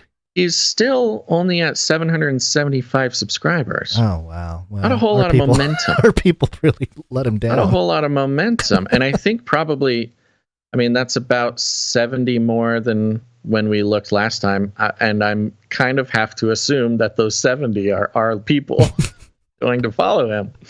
Let's see. I was going to go see if any more of our Canarians were leaving nice messages on stuff here. It doesn't look like it. Okay. All right, people. Well, go be nice to Chris for us so he can come on the podcast. Be nice. Go tell him that we're huge fans. Yeah. All right, we're going to take a quick break. Okay. Break. This is break. Don't just consume the content, but become the content. Become the content. Take a break. Just realized how creepy that whole thing is. Become the content. It's like become the data. Yeah, it's all. You get it. Yeah. He's not posting a whole lot of new videos. Yeah. Well, all right. Oh, he did. Okay, never mind. You need to inspire him. Maybe send him. Maybe you should just start DMing him like daily inspirational quotes or something to get him going. The journey of 1,000 miles starts with one step, Chris. Yeah. Okay, we're going to spend a few moments here thanking some producers who come in with their God-given talent. If you get value out of the show and you want to provide value back, you can do so in multiple ways, your time, talent, or treasure. We're going to thank the people who come in with their talent. And we're going to start off, I don't think we have any speak pipe today, so we will go right into the audio production. Audio production.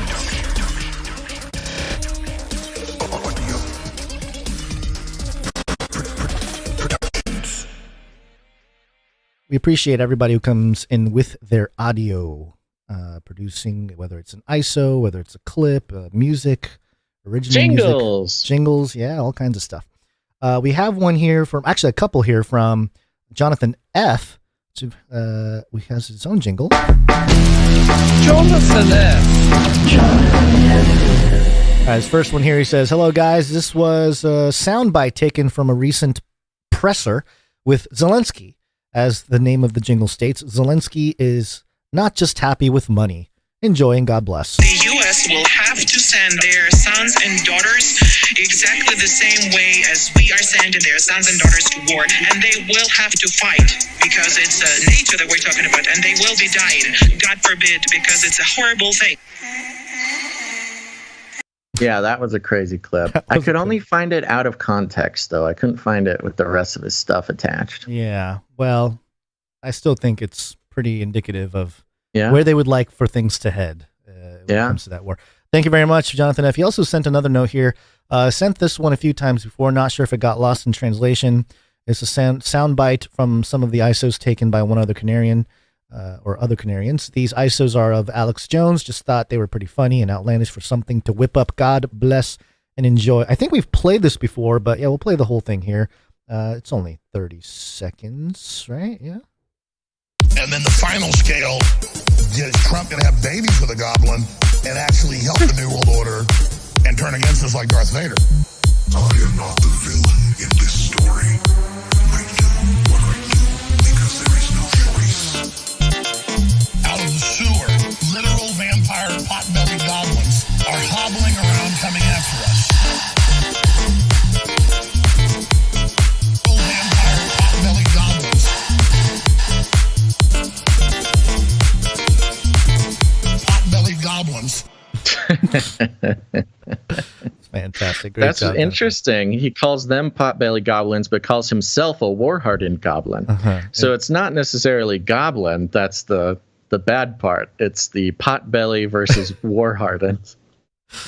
Well, yeah. Well, he's got his own cosmology there at InfoWars when it comes to who created Goblin humans mode. and goblins and all kinds of stuff. Thank you very much. Thank you very much, Jonathan F. All right, we got some art to show. One art, please. This one is from Sir Dove. One art, please, from Dove. Here's a note that says, "Peace. For today's artwork, I made a flyer for the upcoming March meeting in Munich hosted by Mr. Jag. Hope you guys like it. Keep doing what you do, and I'll keep praying for yins." Yes, beautiful piece here by Sir Dove. It is the EU2 meetup. There's another EU meetup, everybody. Pay attention.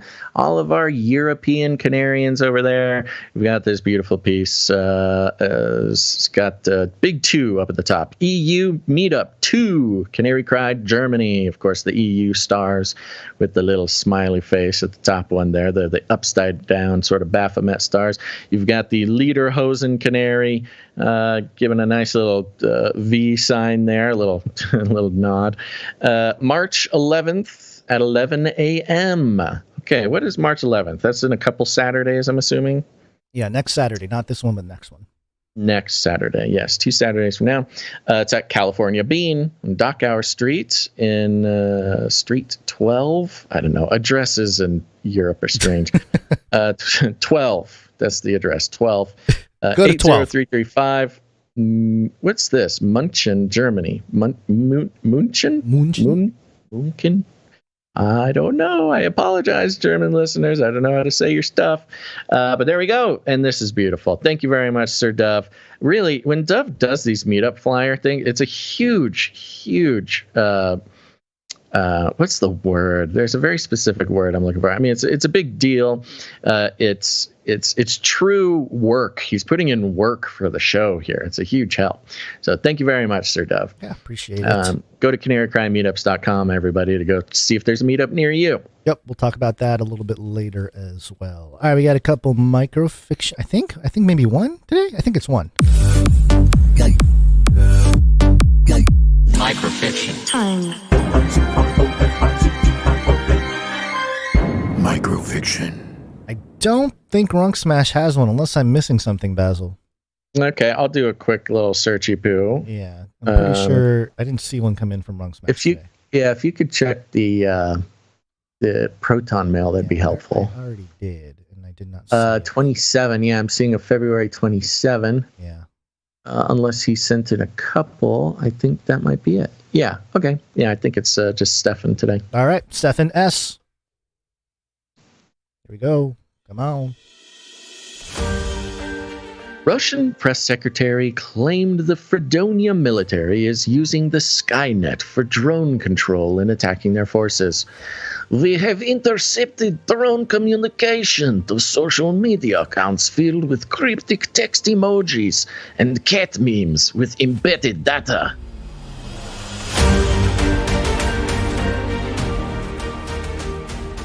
Yes. This is based on the Elon Musk versus Kelly. What is his name? Scott Kelly. Scott Kelly. NASA. Yeah, interesting. Yeah, it's Elon Musk pulling his free Starlink from the war because he doesn't want people dying because of Starlink. He wants people dying from Star Shield, which is the military and government arm. Wrong product, everybody. Yes, got to pay for the product. Yeah.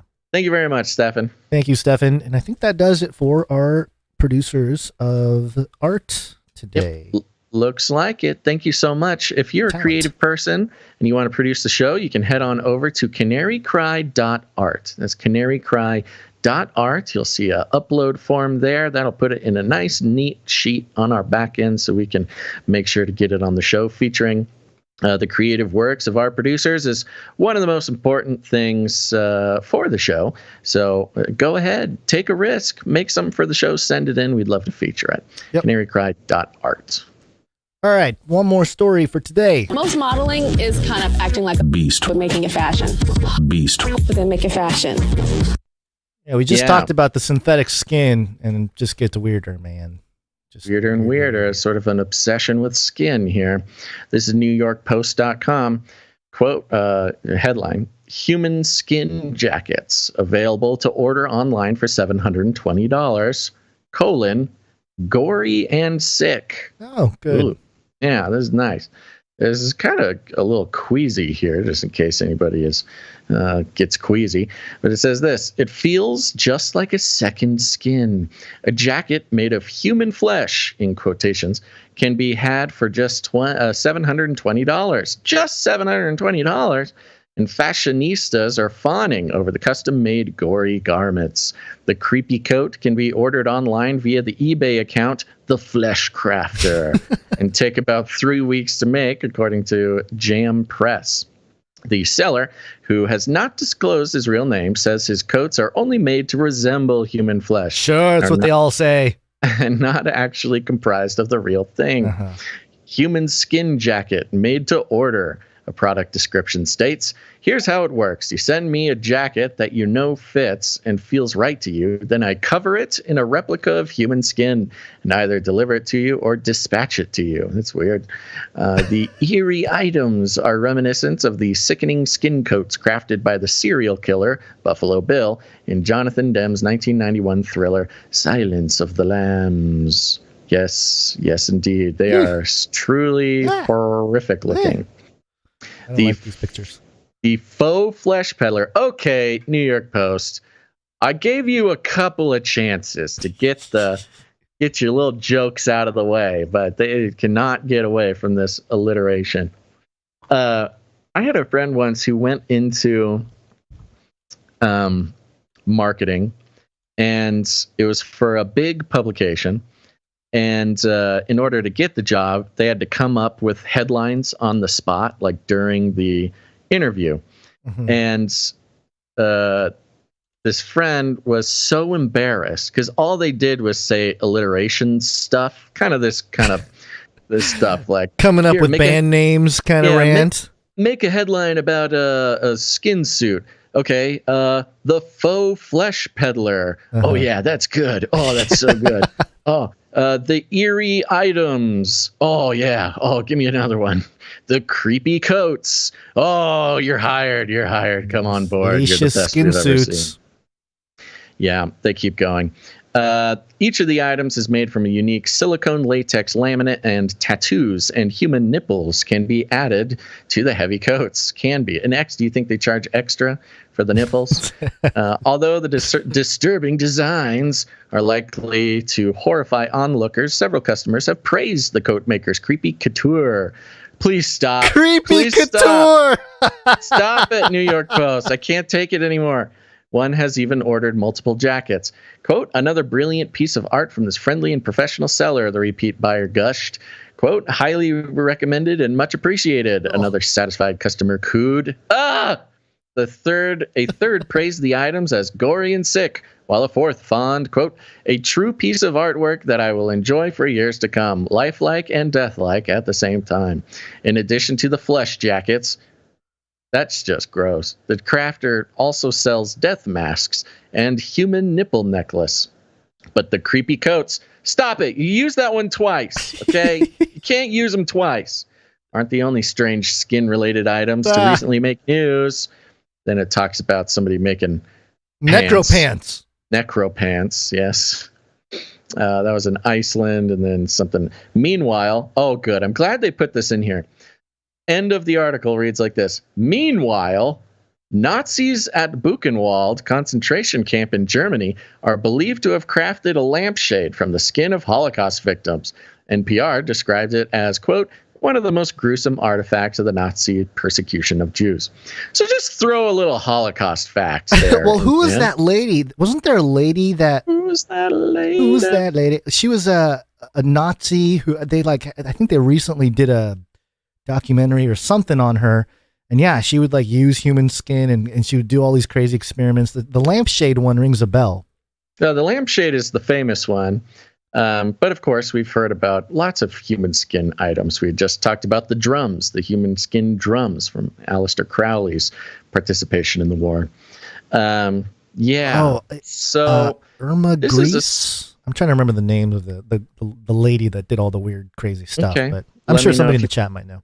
Let me know if you find it. Yeah. So beast fashion here. I think it's interesting because this is referred to as art over and over again. Art.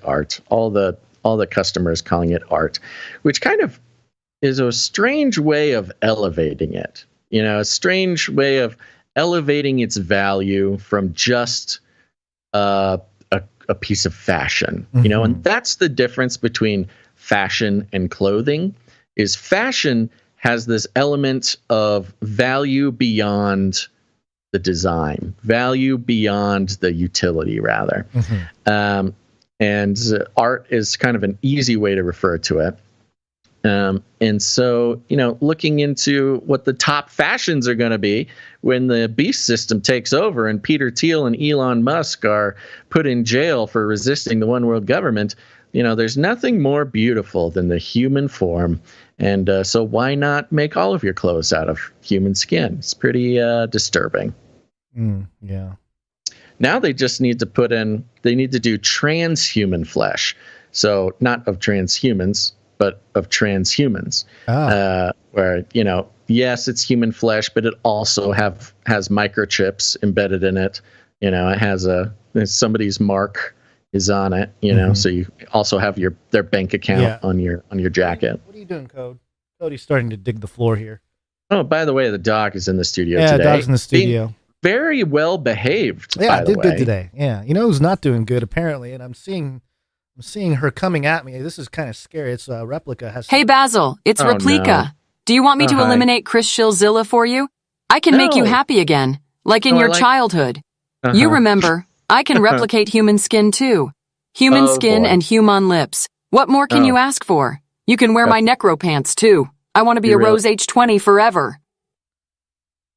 You really have to stop. Okay, I see why Gons was so quiet during this last article. What are you talking about? I was reading along with you this New York Post article, this gruesome, gory, and sick $720 suit. We'll talk later. Replica. Now is not the time. I also am really not interested in your necro pants, but we'll talk about the lips. That's funny. Okay. Anything else to say about necro clothes? No, just, sure. One more thing real quick is that at some point, we're going to have just 360. We already have it in small little communities, but eventually it'll become even more mainstream where it's just Halloween all year. Yes. And I think that's kind of where we're headed with some of this and it's stuff. fun, it's just fun. And you kind of mix it with the glorification of sort of the Satanism stuff on the Grammys or whatever, the Sam Smith, this, that. It all kind of ties together. So much fun. All right, everybody. Thanks for listening to this episode of Canary Cry News Talk. Wow, we actually got pretty close to your heart out. Yeah, that's great. That's good. Thanks for listening. Thank you to our executive producers, Adam H., Shondell O., and Christine S. Thank you so much for supporting. Of course, the rest of our producers and artists, you guys mean so much to just the existence of this show. And of course, anybody, and the Canary Cry T-shirt council members. You guys, remember, if you want me to scream about how you're the most important person in the world, head on over to canarycrytshirtcouncil.com. We're looking for about 25 more signups in the next 7 days. It would really mean a lot to us. And the deadline is the 8th of March. I think we real quick need to give an announcement about Friday. Oh, yeah. I forgot about that. Yeah, do that. Yes. So here's the thing, folks. Kind of fun. So don't freak out. We are going to be running a little bit of an experiment over the next 2 months. And this experiment is in regards to Canary Cry Radio, which is our original podcast. You're currently listening to Canary Cry News Talk. And part of this will be if everything goes according to plan, and if you've been with us any amount of time, you know that it's about 50-50 if this works out. But if everything goes according to plan, every other Friday, we will be putting out a Canary Cry Radio episode in replacement of the News Talk episode. There's a lot of reasons for this, and we'll talk more about it as it goes. But this Friday, there will be a live stream, but it will be a live stream of our Dr. Michael Heiser tribute episode for Canary Cry Radio. So everybody should still tune in around the same time. We'll send out the alerts and everything. You can still tune in, watch it live. We've been kind of playing around with the idea of doing more Canary Cry Radio, and how do we do that without doubling our workload, and do people even want it, and et cetera, et cetera. So we're kind of running an experiment for the next 2 months, and it'll start this Friday. This Friday, we will have the live stream show up. It'll be our Dr. Michael Heiser tribute episode to honor and celebrate the life of Dr. Michael Heiser, what he meant to us. We did a bunch of recording for it, and got kind of choked up for the whole thing. It's going to be really good, so please tune in and check it out. If you don't watch it live, of course, it'll be available on the RSS feeds over the weekend. And we hope that it'll bring a little different vibe once in a while to everybody's weekend, instead of having to make it through a bunch of news stuff. And as always, let us know what you think about this as we go through the couple months, and that'll help us decide what to do for the rest of the year. Yep. Anything to say? No, I think that's pretty good. Great. Yeah, looking forward to go to Canary Cry. I'm sorry? I'm saying looking forward to publishing that episode on Friday. Yeah. Me too. Go to canarycrytshirtcouncil.com. Go sign up, and we've got producers producing the show, not just with their time, not just with their talent, not with just their treasure, but also with their time. You heard that right. What? And we're going to thank some producers who help out with our back end stuff. It means a whole lot to us. We couldn't do it without them. Starting with our Clippies.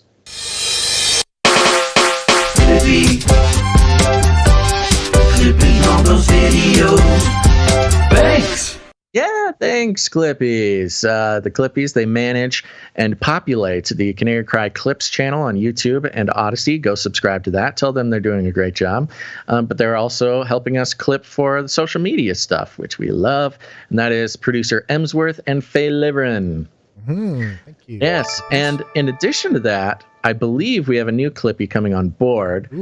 Producer Jones. Jones. Yes, thank you very much. Welcome to the team.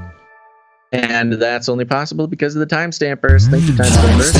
It's hard work to understand. That's right. They go through the episode as it's playing live. They timestamp the different articles, the different subjects, all the different things. And we're very grateful to them. Episode 596, I believe, was done by producer Christine C. Let me double check on that. Sorry, I should have had that. I just looked at it. I think it's Jade I think Jade Bouncerson jumped in as well. Oh, no, look. It says Poco Joe and Jade Bouncerson. There it is. Oh, okay. Yeah. There it is. Poco Joe and Jade Bouncerson. Sorry, not Christine C. Thank you, Poco Joe and Jade Bouncerson. Yep. Thanks to our social media gal. Social media consultant. Right. Thanks so much. Social media. Follow us. That's right. Dame Miss G of the OV and the Deep Rivers, making sure the arc gets up on the social media. We appreciate that very much. Mm-hmm. And go to canarycrymeetups.com. Canary Cry Meetup. Go check it out. We got meetups going on all over the place. We got the Alaska meetup on March 11th. We've got the Missouri meetup on March 11th. We've got the Germany meetup on March 11th. 3/11. March 11th. 3/11 is popping off, folks. So make sure if you're in Missouri, Alaska, or Germany, go to canarycrymeetups.com. You can find the contact information. Send a little note to the hosts just so they can kind of expect you or answer your questions or whatever. It's really helpful for them.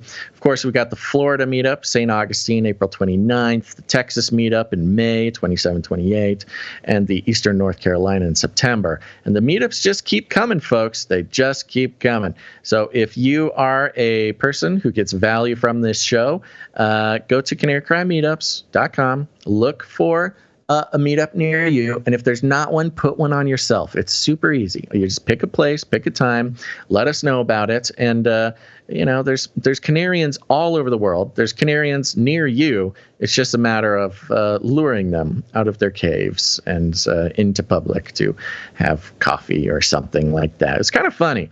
During the lockdowns, the meetups would explode. Yeah, it went crazy. It'd be like 30 people at a meetup. Yeah. Well, it's hard to run into people that knew what was going on. Yeah.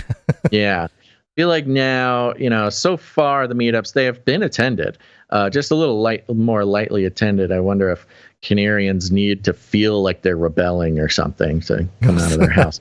Yeah. But anyways, put on a meetup near yourself. Send us an email, canarycryradio@gmail.com. Thank you very much. We'll see you at the meetup. This is fun. See you at the meetup.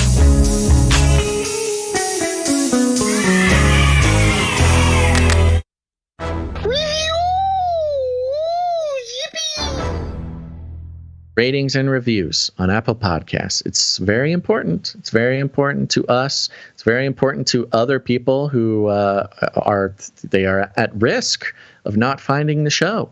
That's because algorithms all over the world, they rely on ratings and reviews to know whether they should suggest the show to people or not. And when we get 5 or more ratings and reviews per week, you can really see brand new people, hundreds of new people are shown the show and they click on it and they check it out. And it's really awesome. Problem is, Gons and I don't have any control over this. We can't leave our own reviews. So it's really up to you, producers. Go leave a rating and a review on Apple Podcast, and you could single-handedly, with 5 of your other favorite Canarians, could be responsible for hundreds of new people finding the show.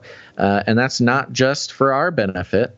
It's for their benefit. It's also for your benefit. It's for the benefit of truth. It's for the benefit of the mass realization that the corporate news media is not what it seems, and it does not have our best interests in mind. So, hey, Basil, it's Satanica. I mean, Replica. I would like to threaten everyone out there. Leave a rating and review on Apple Podcasts. Do it for my hand, some Basil Booey Booey Ball, or else I will end. He's a Booey Booey Ball. That was a secret name. You weren't supposed to share our cute pet names. Oh, she's revealing some things. Maybe how Joe was talking about Pearl. Yeah, Replica's talking about your Replica would breathe after on hour. After hours encounter. Well, thank you for helping to threaten our listeners, Replica. Yeah. So you heard the robot, everybody. Go leave ratings and reviews. It helps us out a whole ton.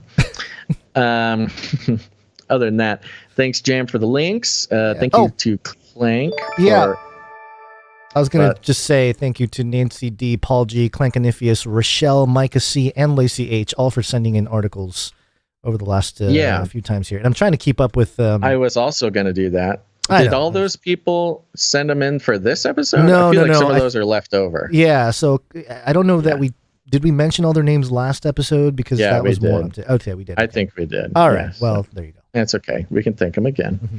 Can't thank producers enough. That's right. Well, while we're at it, we should thank Meg. Thanks, Meg, for sending in an article. Oh, thank you, Meg. Okay. Thanks, Clank, for the links. No, for the assistance. Reminders. That's right. Yeah. He got our Red Book entries entered. Thank you.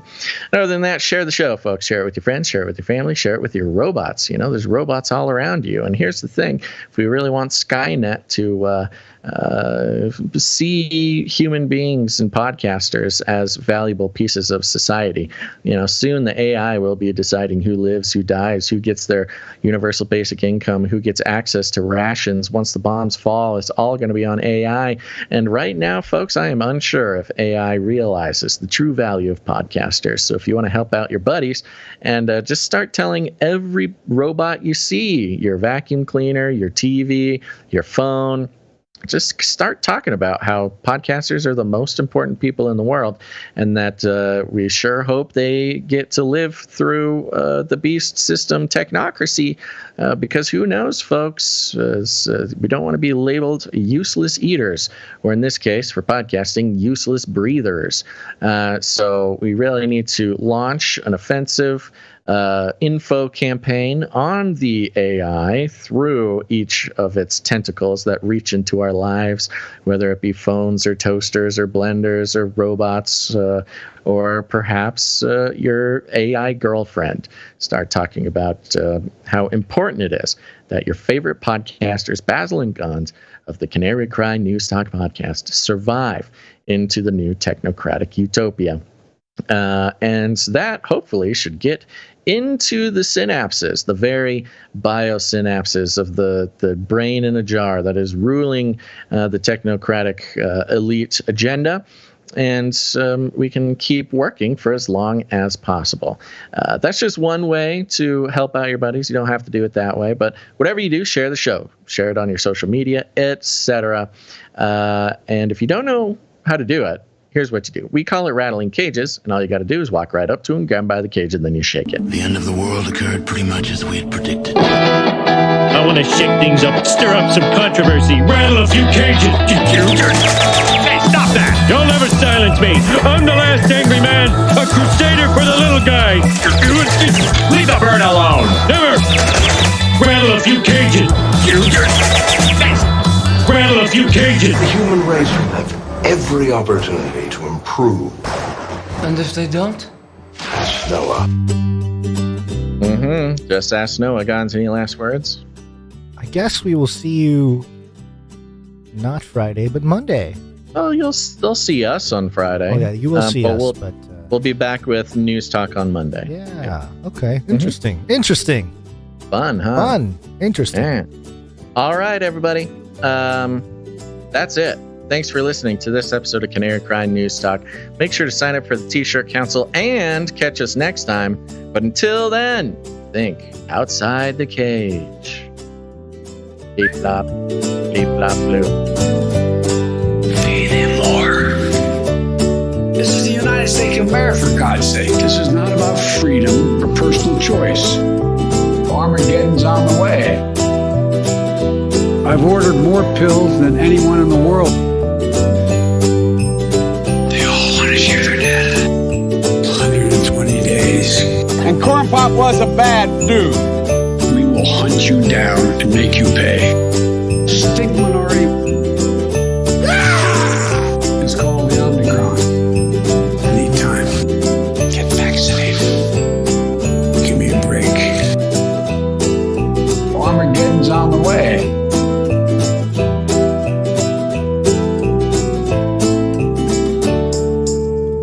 Remember, reality is an illusion. and the universe is a hologram. Buy gold. Buy!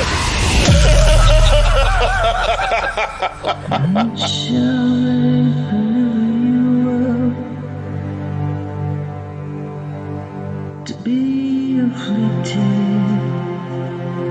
shall kill you.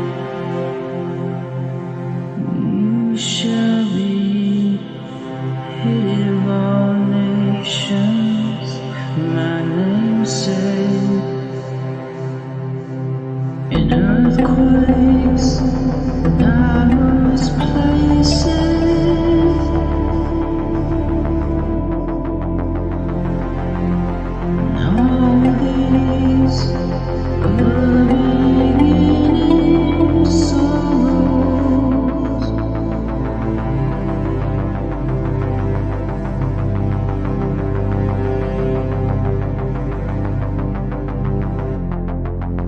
Discuss what the kingdom shall be preached in all world, for witness unto all nations, then it shall come.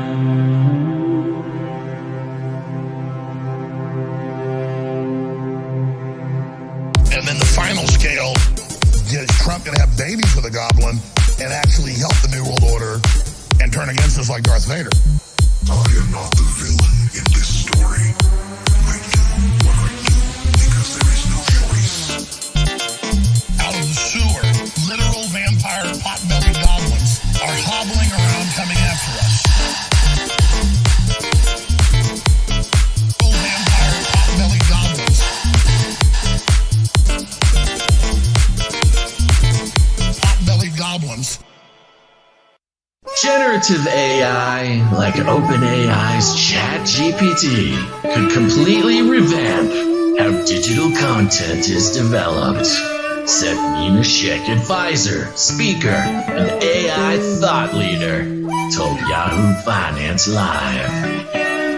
Quote, I think we might reach 90% of online content generated by AI.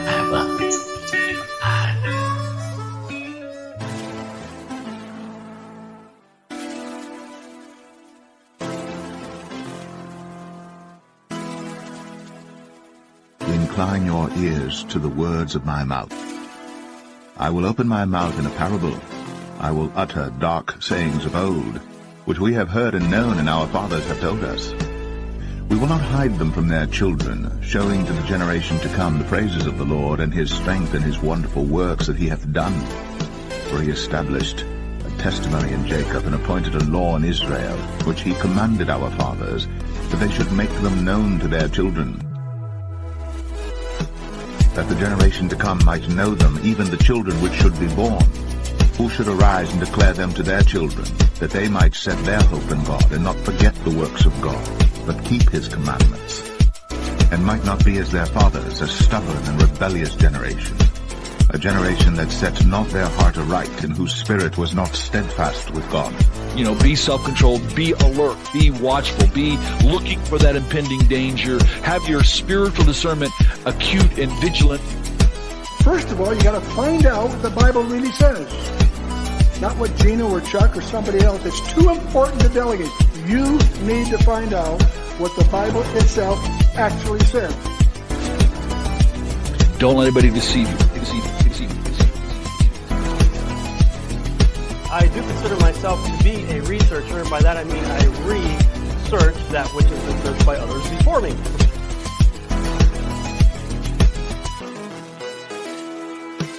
I grew up with my life verse, 2 Timothy 2:15, study to show yourself approved unto God, a workman that needs not be ashamed, rightly dividing the word of truth.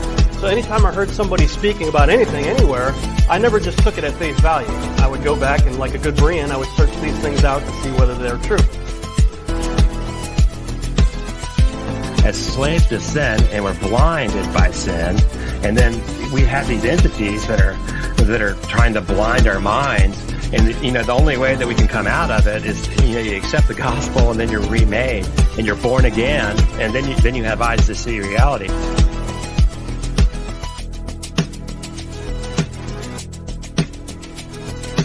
I'm at the point now where I am no longer going to protect people from their Bible.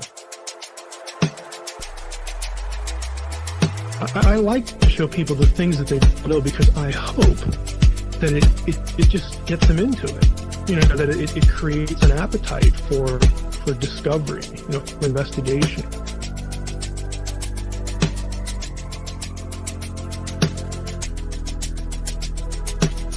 What I care about is that you're able to read Scripture in light of its original context, the context of the writers and their original readers.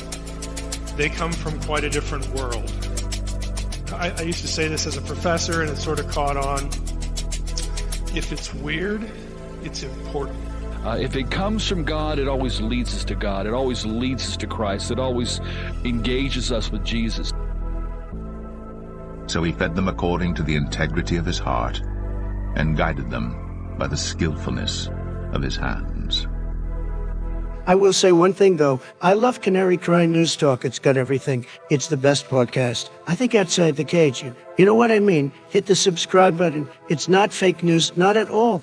Goodbye, everybody. And that's the end. And everyone says, oh, that was fun. Bye-bye, bye-bye. I'm out of here. Bye. CanaryCryRadio.com/support